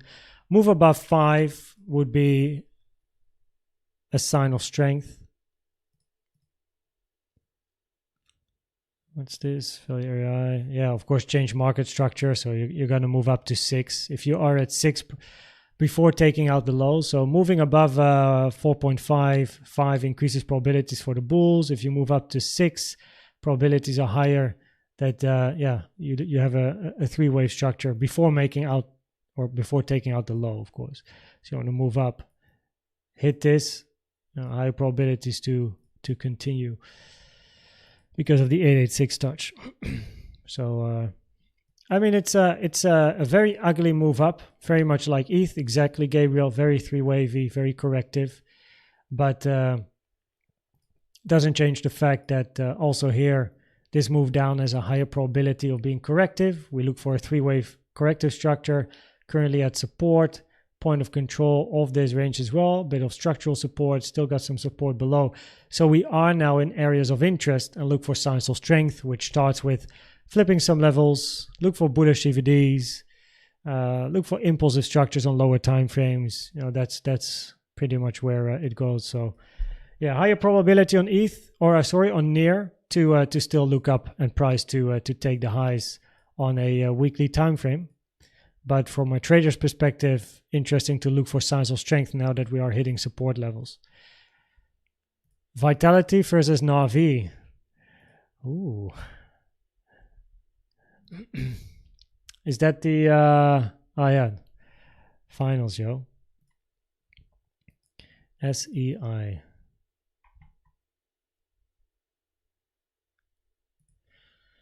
Do you check total market cap? If people vote for it. I think I actually checked it. We can check it at the end real quick. When I'm going to close the stream, I'll just quickly check the totals. Okay. What is this? SEI. Right? So what do we have here? I have it in my list, so we did check it once before.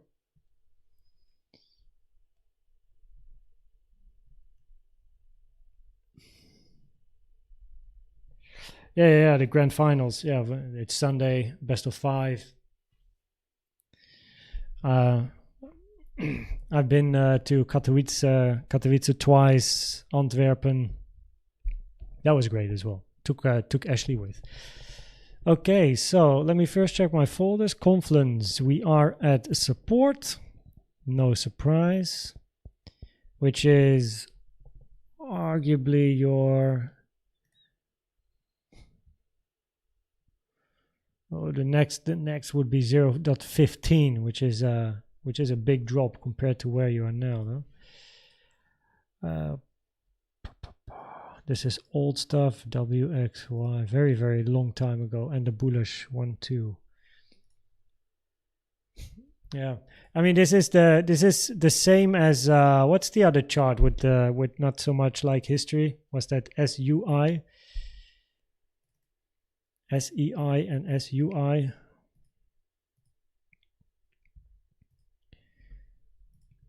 It's the same story, no?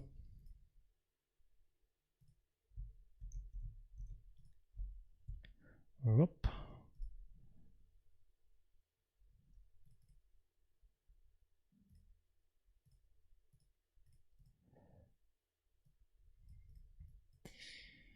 Okay, so we are at support. Now, clearly in a bullish structure, you want to count 1, 2 continuation, right? That is your bullish scenario, right? Very clear in validation. And in the bearish case, yeah, you got to count this as some sort of a corrective up. Let's see.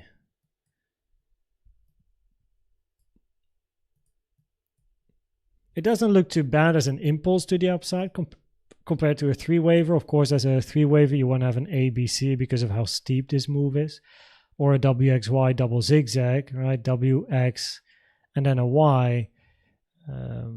But you can see also here a very three-wavy ending. A, B, C, D, E, running triangles.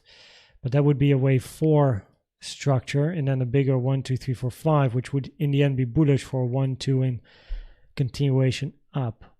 Definitely the highest amount of volume in your wave 3 as well, which is also what you do like to see.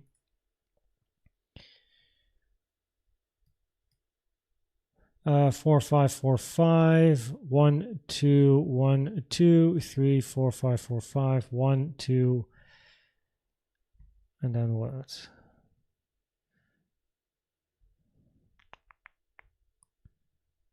1, 2.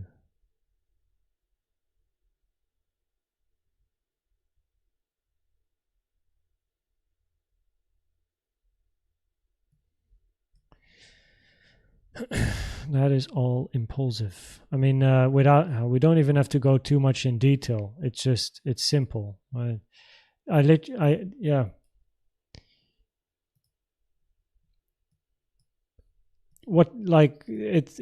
This is the thing with the alts. If you have good risk management, trading these is so incredibly easy. You're at support. Golden pocket is touched.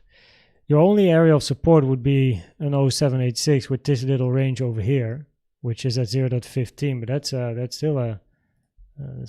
still a big drop. But from a swing perspective, well, you know your invalidation is all the way down here. If it's taken, yeah, cool. 1% loss, 2% loss. Solid risk management equals, not doing anything stupid. In case you are wrong. So clearly your bullish scenario is a 1, 2, and this is your area of support, 786, 618. And you want price to move out of here, but then there you go again. Want to see a little bit of market structure change, or flipping support into resistance. Ta-da. Same area as of resistance as in 2023. So that would be step 1.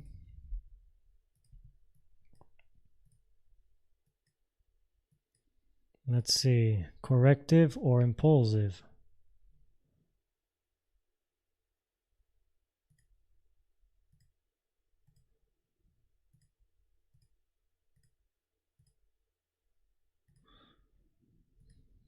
Corrective.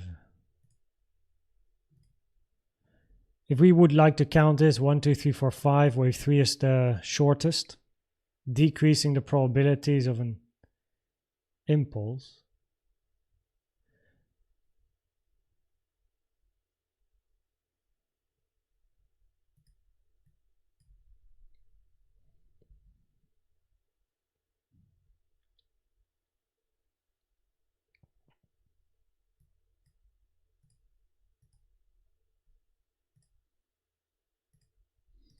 You also hit the 618 here at the low.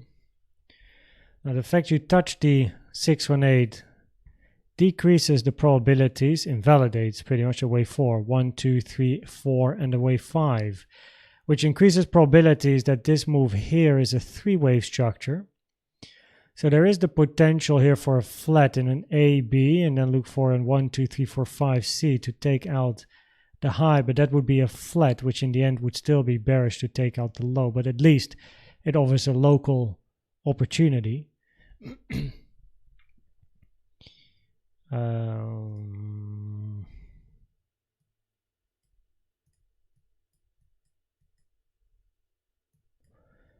No overlap. 1, 2, 1, 2, 3, 4, 5, 4, 5. Did we hit the 618? No. So there's definitely 1, 2, 1, 2, 3, 4, 5, 3, 4, 5. There's at least something to say about this. We did take the high out of 3. All right, so the high is taken for a potential 5. And even if this is bearish, you would still like to take out the high for a double zigzag, W, X, and then a wave Y, which would be a bearish alternative. So yeah, the probabilities locally would be higher to still see that high taken. Only hit the 382 again. 4-hour daily order block, right?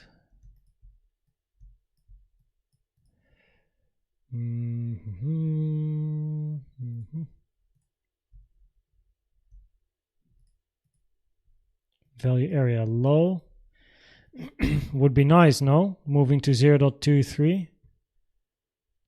Not bad. 1 second. If we have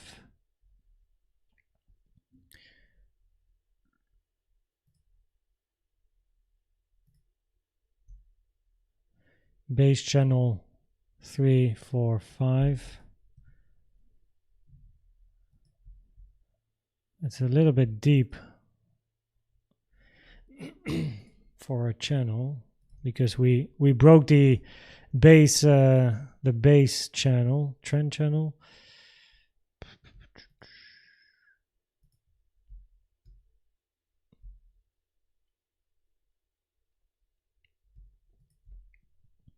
The trend channel works perfectly fine. You know, there's something to say about an impulse, but yeah, there's definitely a potential 1, 2, 3, 4, 5 here. So zooming out, keeping things easy, we definitely have interesting support here between 0.224 and 0.23. I'll add that in my confluence here locally. And yeah, we can count the move up as an impulse. How long did it take to move up versus down? So far, the down move is as long as the move up.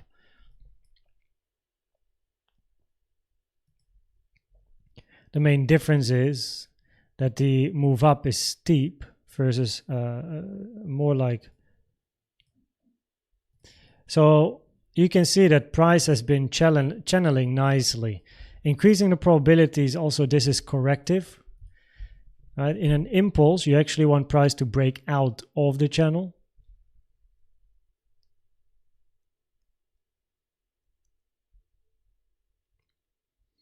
So arguably you're looking for a 2 or B.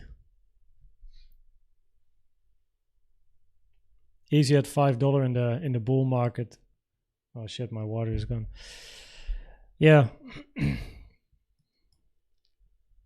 Oh wait.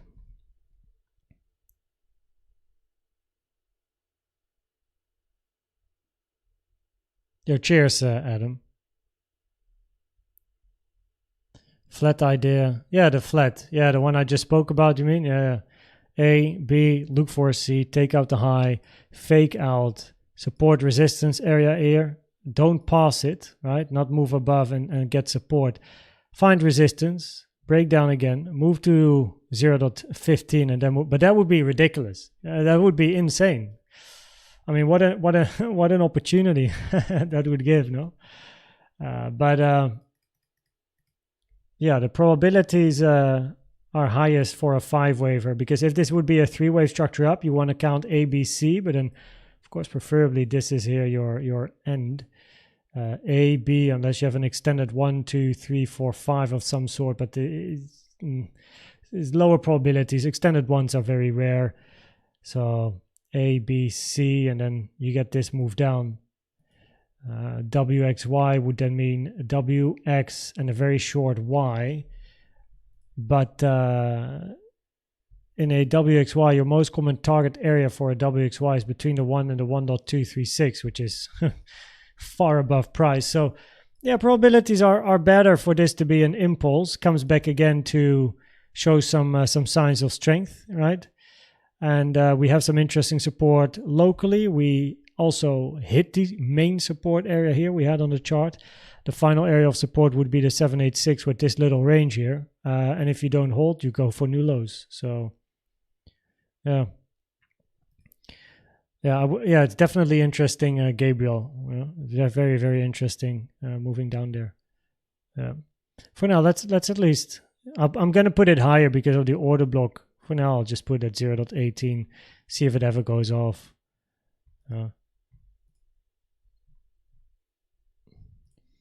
ADA.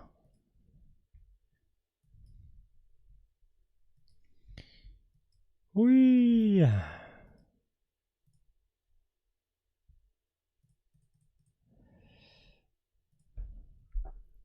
Oh, we hit the daily. Yeah, so I mean, this is why I talk about plans and moving above support and resistance and flipping levels, and it's exactly because of what you see here. Right, you hit support. You cannot move above a simple support resistance area. I mean, there's literally no, like, yeah, if you buy here, this obviously should be TP1. But yeah, I mean, we spoke about this many weeks ago, and now here we are. So took the low, hit the daily, and the story continues. I don't care about buying highs and lows. I care about buying strength. So yeah, the bullish scenario, this is simple. Okay, what's this? High time frame bull. Bullish scenario is this, right? 1, 2, 3, 4, 5 finished. Finish one, looking for corrective structure down. 0.786 is hit, which would be your furthest target. Now you want price to move above the golden pocket, right? So yes, golden pockets are important support, but when moving below and closing below, they become important resistance. So this is step 1, moving back above the golden pocket, right? Step 2, move above support resistance. Step 3, highs. Okay, so let's zoom into wave 2.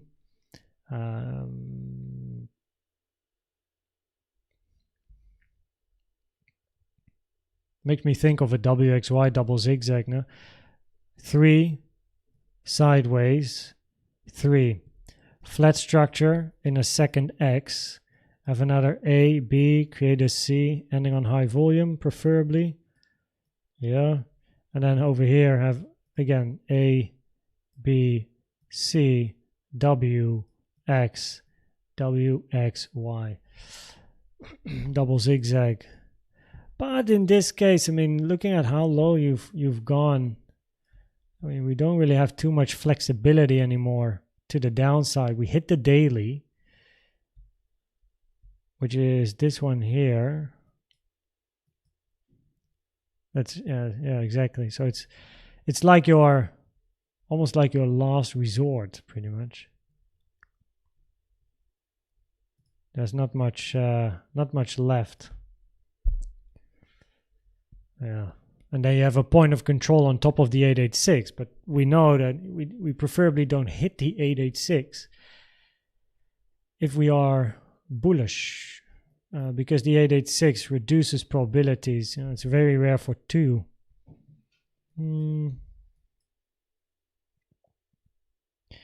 Also here, potential for a diagonal to the upside and a corrective structure down. We hit the 886 here, taken from this high to the low. The reason that's important is a potential 1-2-1-2 down. So it lowers probabilities for a double 1-2 to the downside. For an impulse, 1, 2, 3, 4, 5, no overlap allowed, which is what we have. And then we have diagonals, which would then be 1, 2, 3, 4, 5. But that just means you're going to move sideways for longer, then get a retracement and then down. So arguably on a 4-hour, your probabilities are higher to still look for this high at some point here, because after the high is made, we don't have a clear impulse unless it's 1, 2 down. In that case, though, your wave 2 is very long compared to your wave 1, lowers the probabilities for 1, 2, 3 plus. You have to think about a flat A, B, C. Preferably that would be finished, but that's a running flat because we didn't take the high of A, which is this high, which is very rare and never preferred. So yeah, very, very interesting context. Increasing the probabilities to still take out that high there. Here we only hit the 382. Why on every alt are we hitting 382s? Like, what's this? 0.5.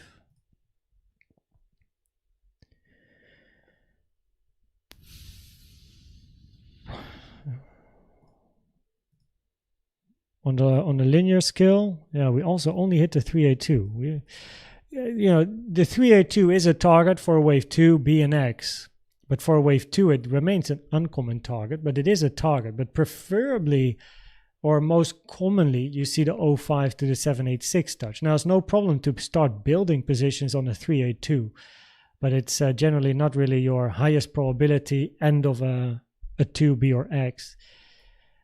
But it is interesting to start building. But nonetheless, the reason why the probabilities are higher for 1 here is the same as on some other alts. If this is an ABC, which would be bearish, you move down, take the low. It means your wave B is very shallow, only hitting the 105 fib taken from the low to the high.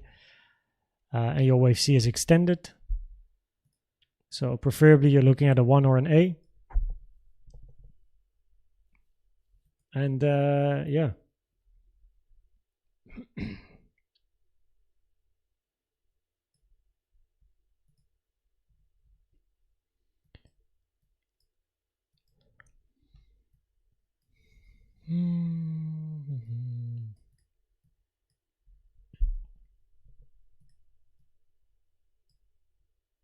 And in your bearish scenario,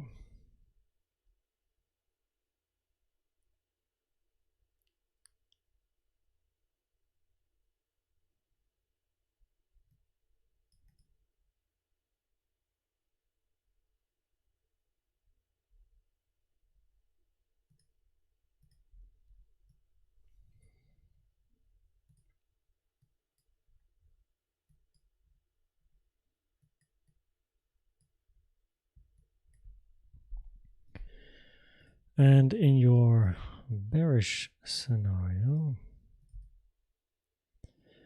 05, little bit of like middle of nowhere. Why do we bounce here? What is at 0.22 that would hold price? It's not any clear structure. Your first structure is arguably is a little bit lower here. Why would we bounce there? Why would this be the low?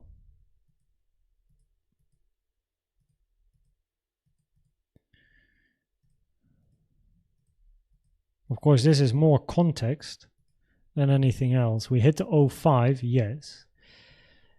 But there's no any clear sign of like a reason.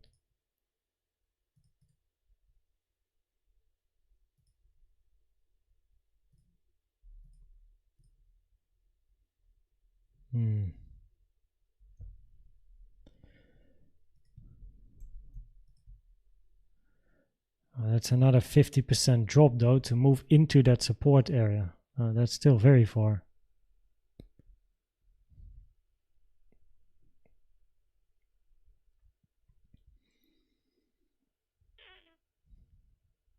So the only reason I want to check this is because of what we see on ETH as well, is this range in the middle of a move up.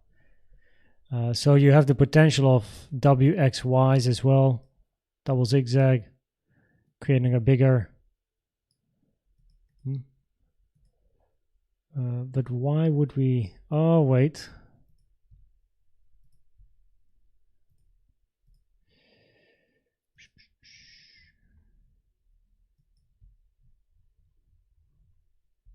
Okay, we grabbed the low, but would that be it? Would that be sufficient?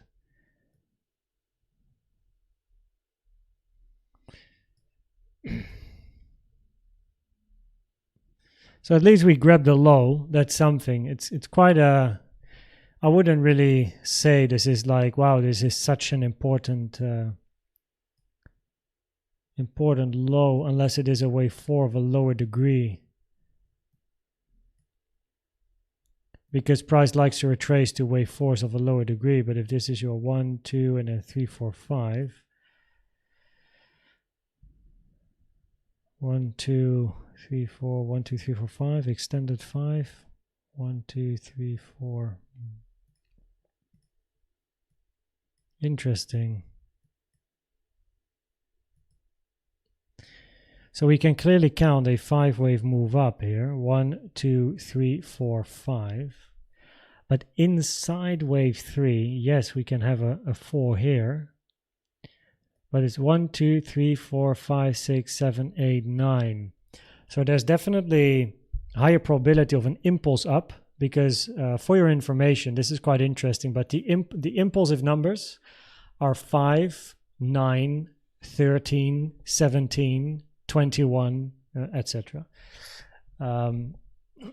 The corrective numbers, right, are 3, 7, 11, 15. So the trick is, once you look at a move up, you don't even always have to count the individual waves. You can also be like, okay, 1, 2, and then you just go 3, 4, 5, 6, 7, 8, 9, 10, 11, 12, and then 13. There you go. I just mentioned 13 is a bullish number, right? 5, 9, 13, 17, and etc. plus 4, plus 4. So the probabilities are higher. You have an impulse up here, right? Unrelated to the count. But if you're interested in trying to count it, there is arguably here a wave 1, 2, 1, 2, 3, 4. So 3 is not the shortest because this is your 3 compared to a shorter 1. But then you have a 1, 2, 3, 4, and then an extended 5. Do they overlap? The reason that's interesting is because price action does like to retrace to wave 4s of a lower degree. These lows or this low and high does not overlap, so there's no invalidation of a 1 and a 4. And in that case, if you have 1, 2, 1, 2, 3, 4, and then you have an extended 5, then this range is important for support. The wave 4 of a lower degree, which in this case would be in confluence with a higher degree too. So it's interesting. It's interesting. I'm a little bit surprised this would be a low, just because we took a wick. But you know, sometimes that is the way it is, I suppose. Locally though, the probabilities at the moment are higher. You're looking for a 3-wave correction, 3-wave. So it's not really 1, 2, 1, 2, 1, 2. I mean, if that's the case, you're looking for an incredibly big 3 to much lower prices. That's not great probabilities. Impulse 1, 2, 3, 4, 5.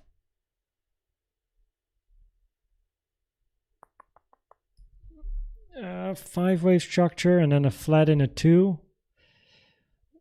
Or a bigger flat A, B, C, and then move down again. That would be bearish.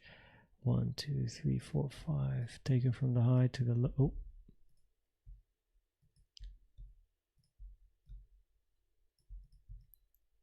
Golden pocket is not touched.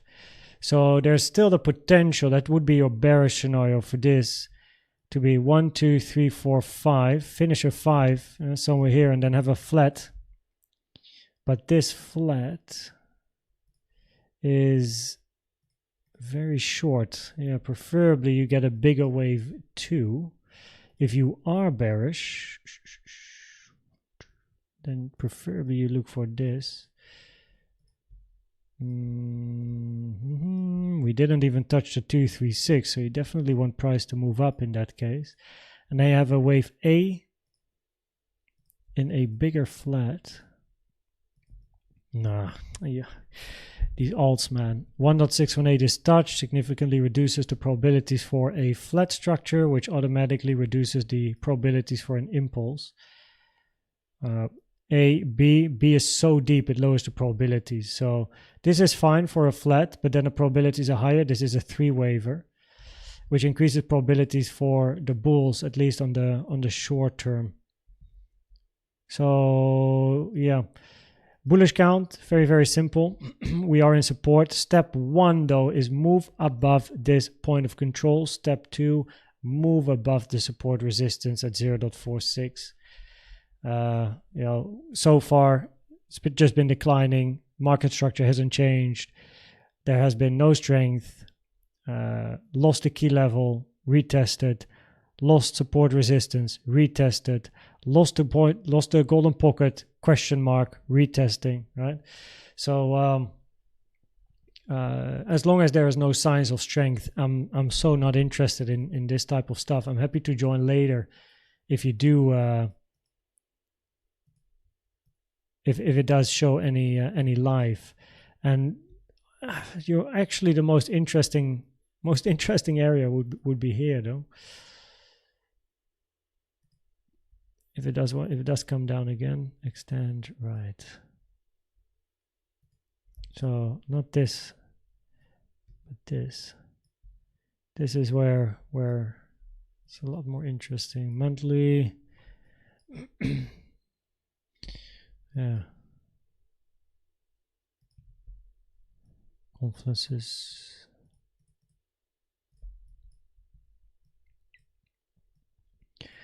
So we rejected at the key level here, move down. So far, no strength whatsoever. We have a bullish count, a bit of an arcade range in the middle for the potential of a WXY here, which is a three-waver, ABC, correction, ABC, which would then lead to a bigger three-wave and move up. This is main area of support, so it would be interesting. 0.05, 0.19, 0.19. Guess what? Another 40, 50%. Yeah, it's the same for all the alts. If you want to take the low once more. So I start. We have a bullish, we have a bearish scenario. I would start to turn slightly bullish, or at least start to turn bullish if we can move back into the value area here, move above 0.46, and a soft. Being soft bull would be moving above the golden pocket to begin with. Preferably though, move above this area here. And then be aware of this monthly gap as resistance, by the way. But yeah, local signs of strength would be at least moving above the golden pocket as a bare minimum. And on the 4-hour time frame, we discussed that the probabilities would be higher to still take out this high, because this move towards the downside does count best as a corrective structure compared to an impulsive structure. So it's like the same as on Bitcoin.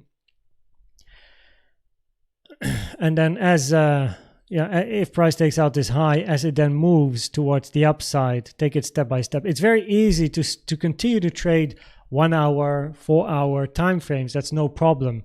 But on the weekly, you really, for long swing trades, yes, you can enter on a 1 hour, you can enter on a 4 hour, but you got to be aware of those support resistance areas. And if you pass them, yeah, you might have a bigger swing on your hands, but it's difficult to be like, oh yeah, we're in a downtrend, I'm just going to swing long and never look at it. Right? It requires at the beginning a lot more management to observe reactions at key levels for potential TPs. And then if you pass them, there's always compound potential for future longer swing trades. But yeah, you can easily trade on the lower time frames. It's just that on the higher time frames here, the signs of strength are necessary. Huh? A lot of altcoins will pump short term 50, then all the alts will take low and drop at least 50% from local dip. Yeah, I mean, look, we of course one day educated probability in favor of that to happen. Locally on the 4 hour, yeah, looks good for at least local moves up. Some other alts indeed look good to at least get a bounce. Now that gives Bitcoin the opportunity to eventually, if Bitcoin moves up and takes out all-time high,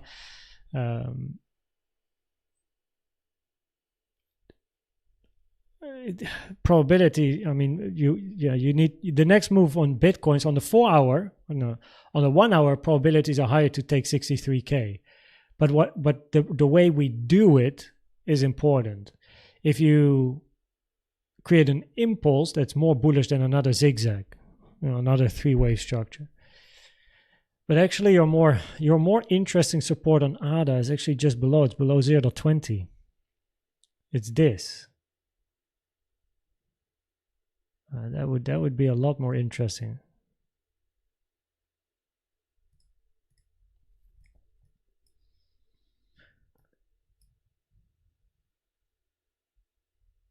I'm interested in, of course, from a trading point of view, always interested to look for longs, but I need signs of strength. We have a bullish scenario, we have a bearish scenario. Is there a clear favorite? Well, because of this, this is the shit thing. It's the same on ETH, man. So because of that range in the middle of a move up, 1, 2, 3, 4, 5. Inside 3, we don't have a clear 1, 2, 3, 4, 5. It's It's almost like a three-wave structure, which gives potential for ABCX, very short, ABC, which would be a double zigzag structure. So it's difficult to really pick sides here, and that's why I would prefer to look for local signs of strength. So move above golden pocket, move above the support resistance area.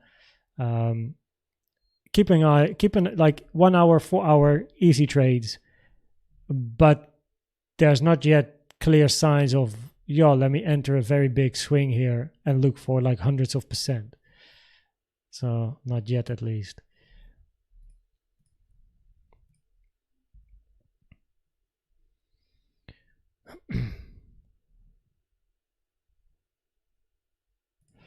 JASMY, let me refresh here. What's been happening?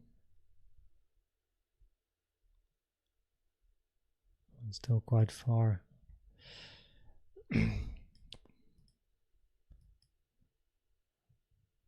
Well, for the people that are here at the end, can do a quick look. Not like in-depth analysis, but we can at least just have a look. Good first map. They are doing OT. Nice. Okay, so there you go. Got a close match on our hands, no? Okay, so we hit support. Oh, yeah.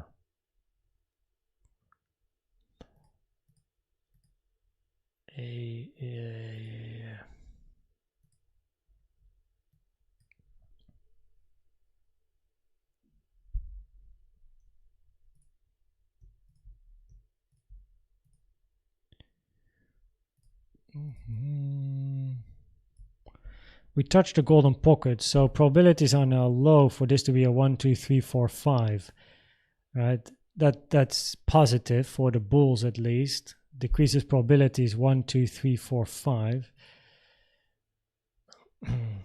Potential for ABC, correction ABC, WXY, preferably your low is in though in that case. Unless you go for a bigger W and then sideways XY. That's no problem. In the bullish scenario, so we've hit support, right? So a nice bounce. Bullish scenario would be looking for a 1, 2, 3, 4, 5 triangle in 4. You do have overlap between the wave A of a triangle and your wave 1, which is definitely not ideal, by the way. You don't want 4 to overlap with 1. Sometimes there's a discussion where, you know, wave 1 and 4 are not allowed to overlap, right? That's just simply a hard rule. But sometimes there's the discussion that, hey, if the end of a triangle is ending not in overlap with wave 1, it's okay. I think Nelly or Kelly or that another famous Elliott wave analyst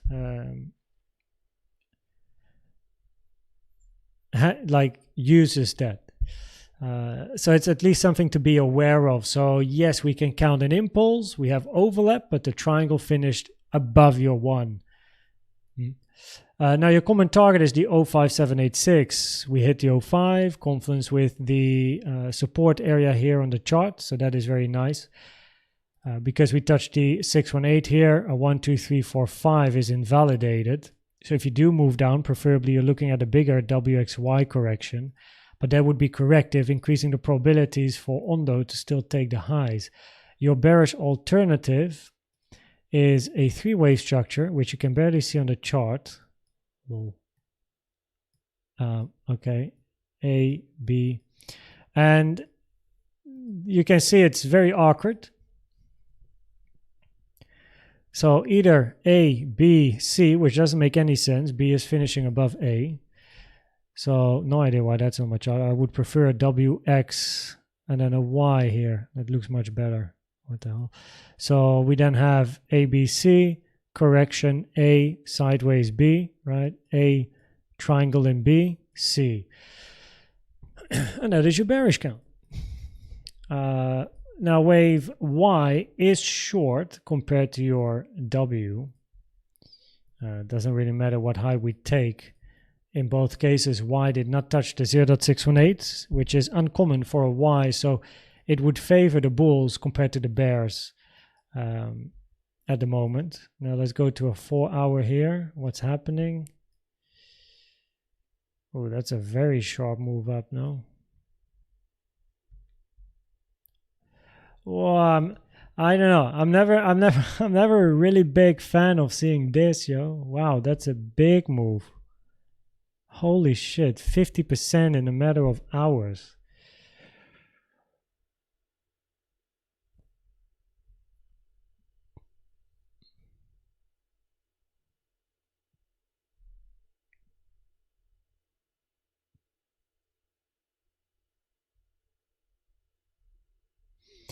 I was thinking about a diagonal, but your wave 1 would need to end here. 1, 2, 3, 4, 5. For your bullish local count. Now, again, double 1, 2, impulse. Well, 1, 2, 3. 1, 2. This is not a 3. Very long range in a 4. Already overlapped, so impulse doesn't work. 1, 2. Then we need another like 1, 2, and 1, 2, and ta ta ta. It's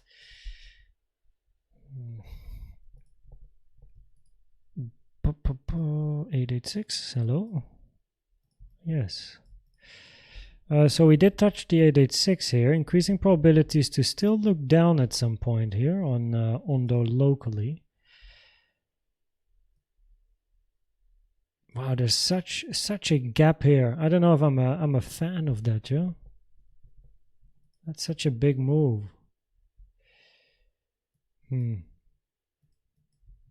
Wait. A, B. Oh, wait a second. You can end here with a triangle. 1 second here.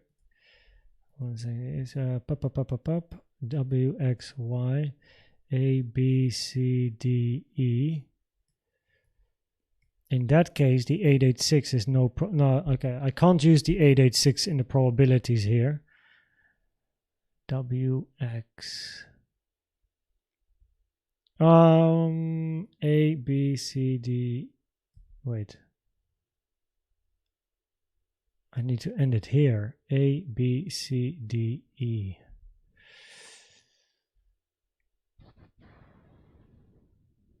Yes, because it's a higher low, so I would need to end X here, but that's like W, X running flat Y. That would be very ugly. W, X, and then a Y.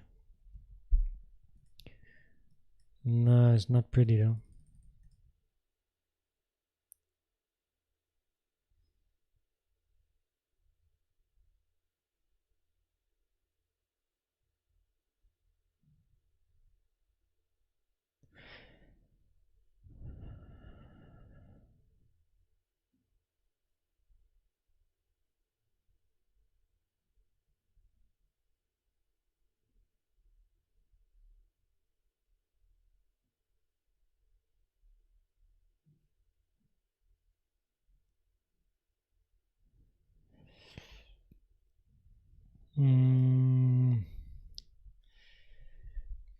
Just, can we count it bearish? Not like a clear impulse. 1, 2, 3, 4, 5 overlap, double 1, 2, 1, 2, and then you need another 1, 2 big impulse down. But if this is a 1, this spike up is not what you wanna see, because you want to see 1, 2, 3, 4, 5, and this now looks very much like a 3 wave. So then we get into diagonal territory, but in a diagonal you look for 1, 2, 3, 4, one more low in a 5. Okay, no problem. But then you still expect a retracement before another leg. So you're going to be looking for price to move up anyway. In that case, it would add probability. 886 remains interesting, but yeah, we're like nitpicking here. Let's stick around on the. So yeah, some local thoughts.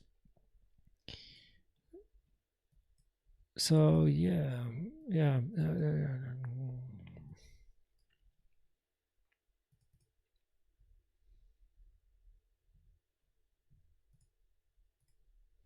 From the high to the low, where are we? 618 touched. Yes. Reducing probabilities for a a 1, 2, 3, 4, 5. Potentially a finished 1, 2, 3, 4, 5, but there is overlap between 1 and 4, so probabilities would be higher for corrective structures down, especially considering the start. 1, 2, 3, 4, 5 correction. WXY 1, 2.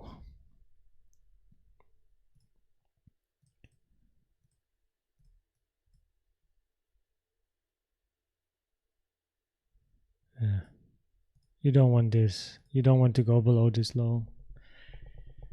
Like in Elliott waves, right?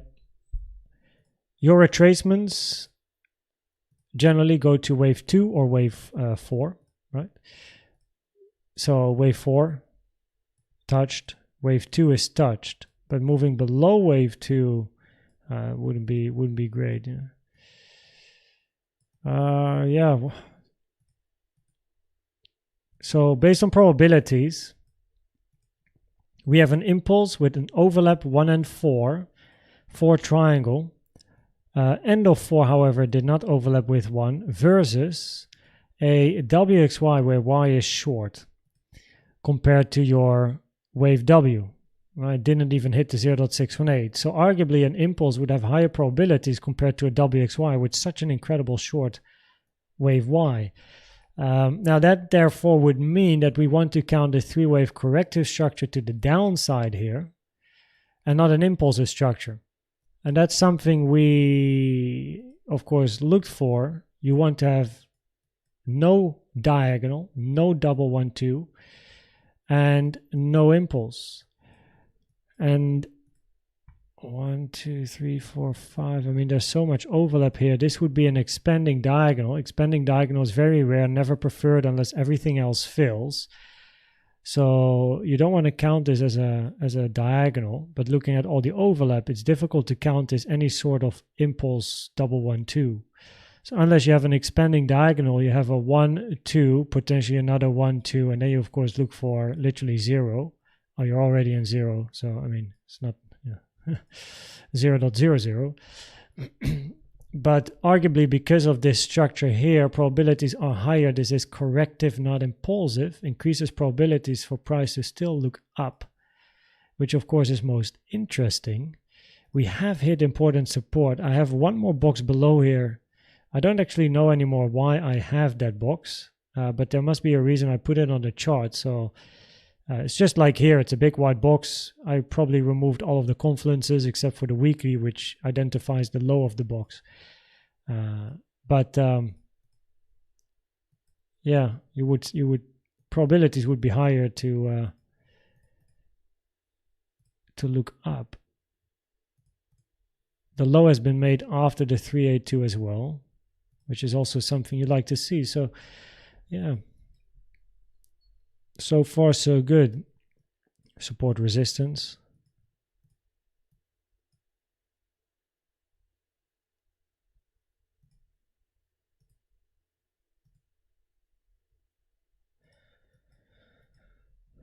So yeah, but that is then the weekly. Weekly would be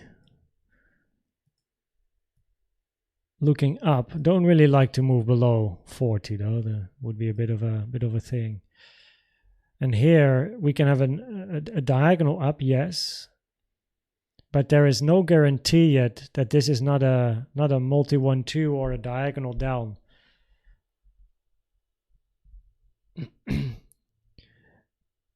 So without further information locally, it's not easy to be that bullish. And this move up is very quick, but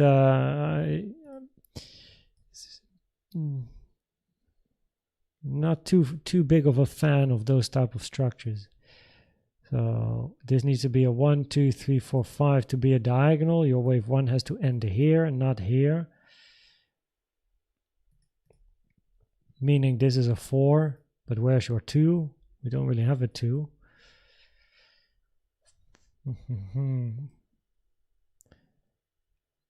impulse down, 1 2 3 4 5 overlap, multi 1 2 1 2 1 2 down. So to invalidate a double 1 2, you want to move above 0.78, increases probabilities for the bulls. Then we have a diagonal 1 2 3 4 5. That, so it's, yeah, it's a multi 1 2 or diagonal at the moment for the bears and the bulls, or sorry, yeah, for the bears, and for the bulls you're simply looking at corrective structures. And because of this move, A, B, C is very ugly. 1 2, it would be like WX triangle in Y and up. Keeping Bitcoin in mind that on the 1 hour preferably we still take 63k. I don't know what we've been doing. Nothing. Would be interesting to take the high. So yeah, higher probabilities to still move up on the daily.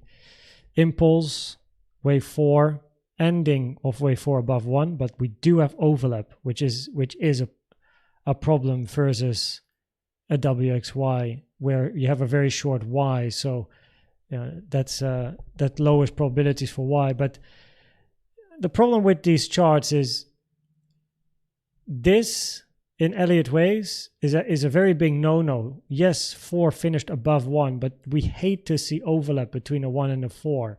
But then you have a WXY with a very short Y. So hey, pick your poison. You know, there's on this chart, there's a lot of potential.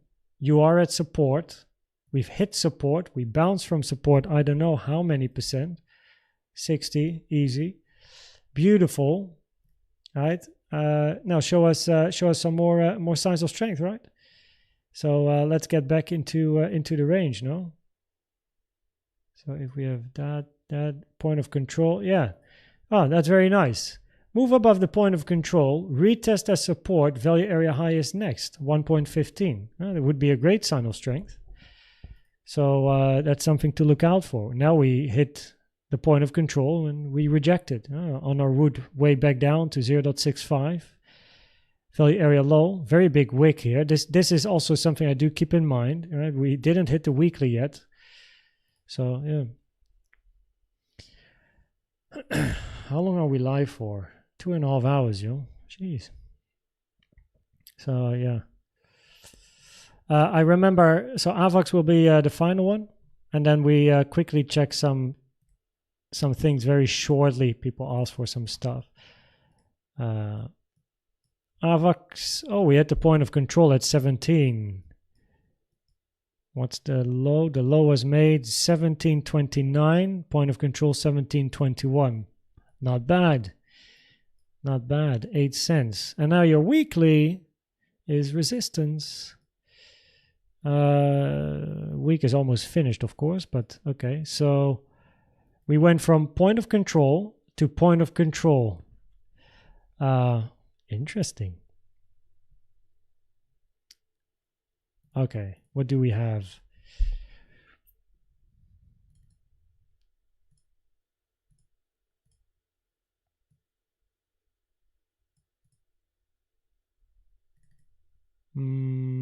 Clean it up, clean it up, clean it up. Of course, your bullish scenario is very straightforward. So 1, 2, 3, 4, 5, A, B, C-ish. Preferably your B is in though. And then let's see, yeah.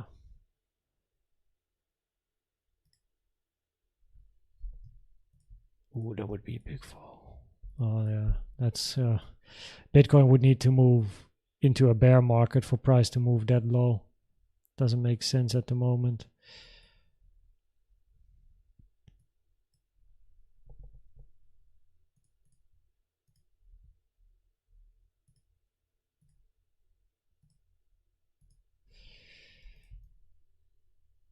One, 2, 3, 6. 1, 2, 3, 4, 5. A, B, C. C, A, or 1.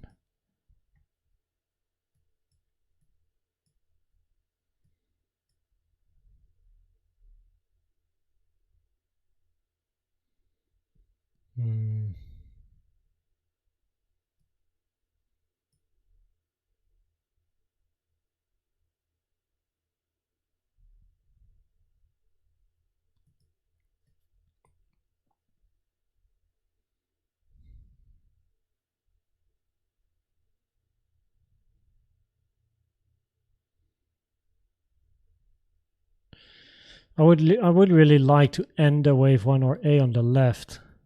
I think I discussed this last time as well. The problem of ending it here on the left is that you made another high, but it's not a flat, nor is it a WXY. So if you would end 1 or A here, this high can only be a B or an X, which means either you look for an impulse down in C, which can be an ending diagonal or an impulse. Well, it doesn't look impulsive. Right. Yeah, we'll check JASMY shortly after this and wrap things up with some dominance and maybe a total. Have a quick look. Those will go very quick. Not in detail, but 1, 2, 3, 4, 5, 1, 2, 3, flatten 4, 5. That would be a very, very long C taken from the start to the end of B. We're still before the 2 fib time, so your bullish scenario would be having a 1, a 2, 3, 4, but that is overlap, never mind. So an impulse doesn't work. Then we have to move into double 1-2s or diagonals. Now a double 1-2 would be 1, 2, 1, 2. You want to see a very big wave 3 down. Very big structure for a double 1-2. And then you have a diagonal, 1, 2, 3, 4, 5. But in a diagonal, you can't have a flat ABC, so that has to be a zigzag. So we have a 1, 2, 3, 4, and then a 5, which means you want to look for a move up. So on AVAX, whatever, even in a bearish scenario, you're actually looking for a move towards the upside. Now you hit the point of control, you're at support, you hit the common target area for a 2 and a B. If you do look for an ABC, let it be a diagonal, and you at least want to see a move up. And if you're bearish, you're looking for the same as all the others, W, X, Y. Right, very small A, B, very extended C, W, X, A, B, C, Y. But in both cases, you would look for a local move up first. So far, this doesn't scream double 1-2. What do I mean like this? These are multi 1-2s, right? It's small structures, pum, pum, pum, pum, pum, pum, boom, right? So this is a much bigger 1, 2, 1, 2, right? In a bearish, but then you want to see this 1, 2, 1, 2, 1, 2, and a very sharp. And we're not there. I mean, yet.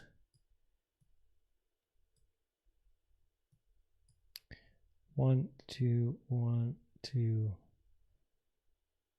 1, 2, 1, 2 would be your bearish scenario.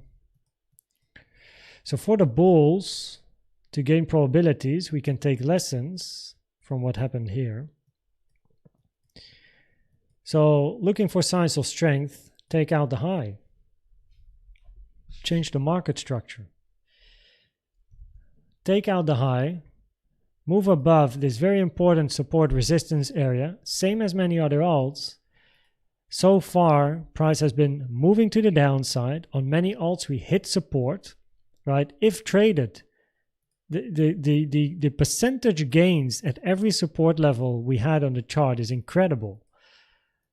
But there is no clear sign of like, oh, let me hold this for the next year till the end of 2025 or mid 2025 or Q1 without seeing more information to invalidate some of those bearish scenarios. And in this case, yeah, right? If you take out this high, at least you have really like your probabilities in your favor to move up. So you can look for low time frame entries. No financial advice, right? Look for proof of support, entry, stop loss, and up, right? Giving you an even better RR as well as entering here and having a stop loss down here.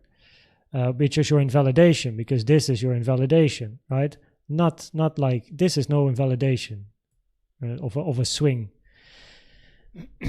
So there is no sign of strength. Every alt so far moved down. They have a lot of potential. They hit areas of interest, and if no limit orders or if no market orders in those areas of interest, many of them have bounced 40, 50, 60% of these levels. But even though they bounced, and it's impressive in percentage terms, it is not impressive yet in structural terms, because we have not even changed market structure. We haven't changed highs. We didn't move above any resistance. It's pretty much the same on every alt. Ethereum looks better in a bear scenario with the triangle or the WXY, which doesn't help with the alts as well. Bitcoin at the moment on the 4-hour time frame remains high probability for a 3-wave structure, unless we would impulse up above 63k. So we want to see a 5-wave move up, right? So Bitcoin, for now, with the current information, we would still be looking for a low, unless we get an impulse up to above 63k, 65 to 68, and we want to see a 5-wave structure, not a 3-wave. That's very important. If we see a 5-wave structure on Bitcoin, we could continue looking higher. Now, on the 1 hour, the probabilities are still higher to move above 63. But the way we do that is very important for the alts. And if we don't, then all the alts will just go down another 40%. Pretty much. Okay, that being said, I'll have a short look at JASMY, Bitcoin Dominance, a total chart. This is going to go very, very quick, guys. And it's time for me to go after almost 3 hours. I can feel the energy levels dropping. Okay. 1, 2, 1, 2, 3, 4. Right. JASMY. Bump. And no, that was the wrong one. I selected the wrong one. That one. 382 touched. 382 is a nice target for wave 4. This is a long and sideways wave 2, increasing probabilities for a sharp wave 4. So so far so good. And yeah, preferably you're not gonna move down here, right? Like look, there's nothing, right? So it's all good, all fine to find support on your wave 4, right? Looking at the inner structure, there's potentially some triangle going on there. It doesn't look too shabby for an impulse. Long 2, short 4, but you don't want to lose this here, right? So of course, no problem taking the low, but you don't want to move actually to the 0.5, making it easy from a trading perspective. So preferably on JASMY, of course, clearly your bullish scenario is continuing up here, looking for 4 and 5. Quick look at the structure, 1, 2, 3, there's overlap here. So we can't count 1, 2, 3, 4, 5. And that immediately reduces probabilities for impulsive structures, increasing probabilities for corrective structures. So yeah, currently your highest probability would be looking for that 4 and 5. But if you do move to 0.013, it's a bit of a problem because you don't have any support here.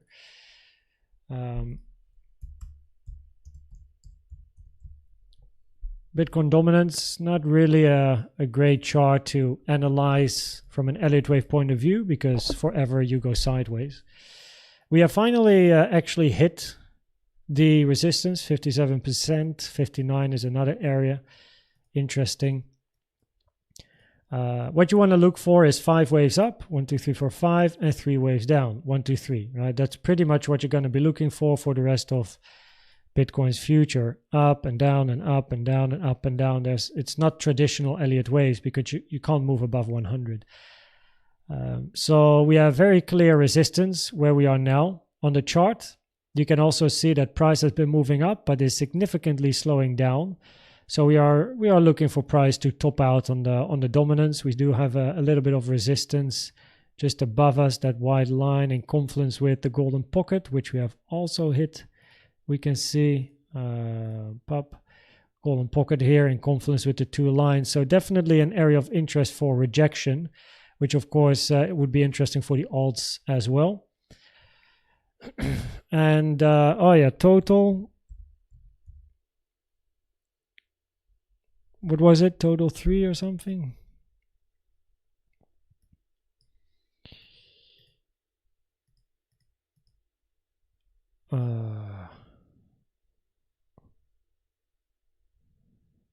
One, two, 3, 4, 5. Okay. Wow, it's been so long since we checked this chart, Joe.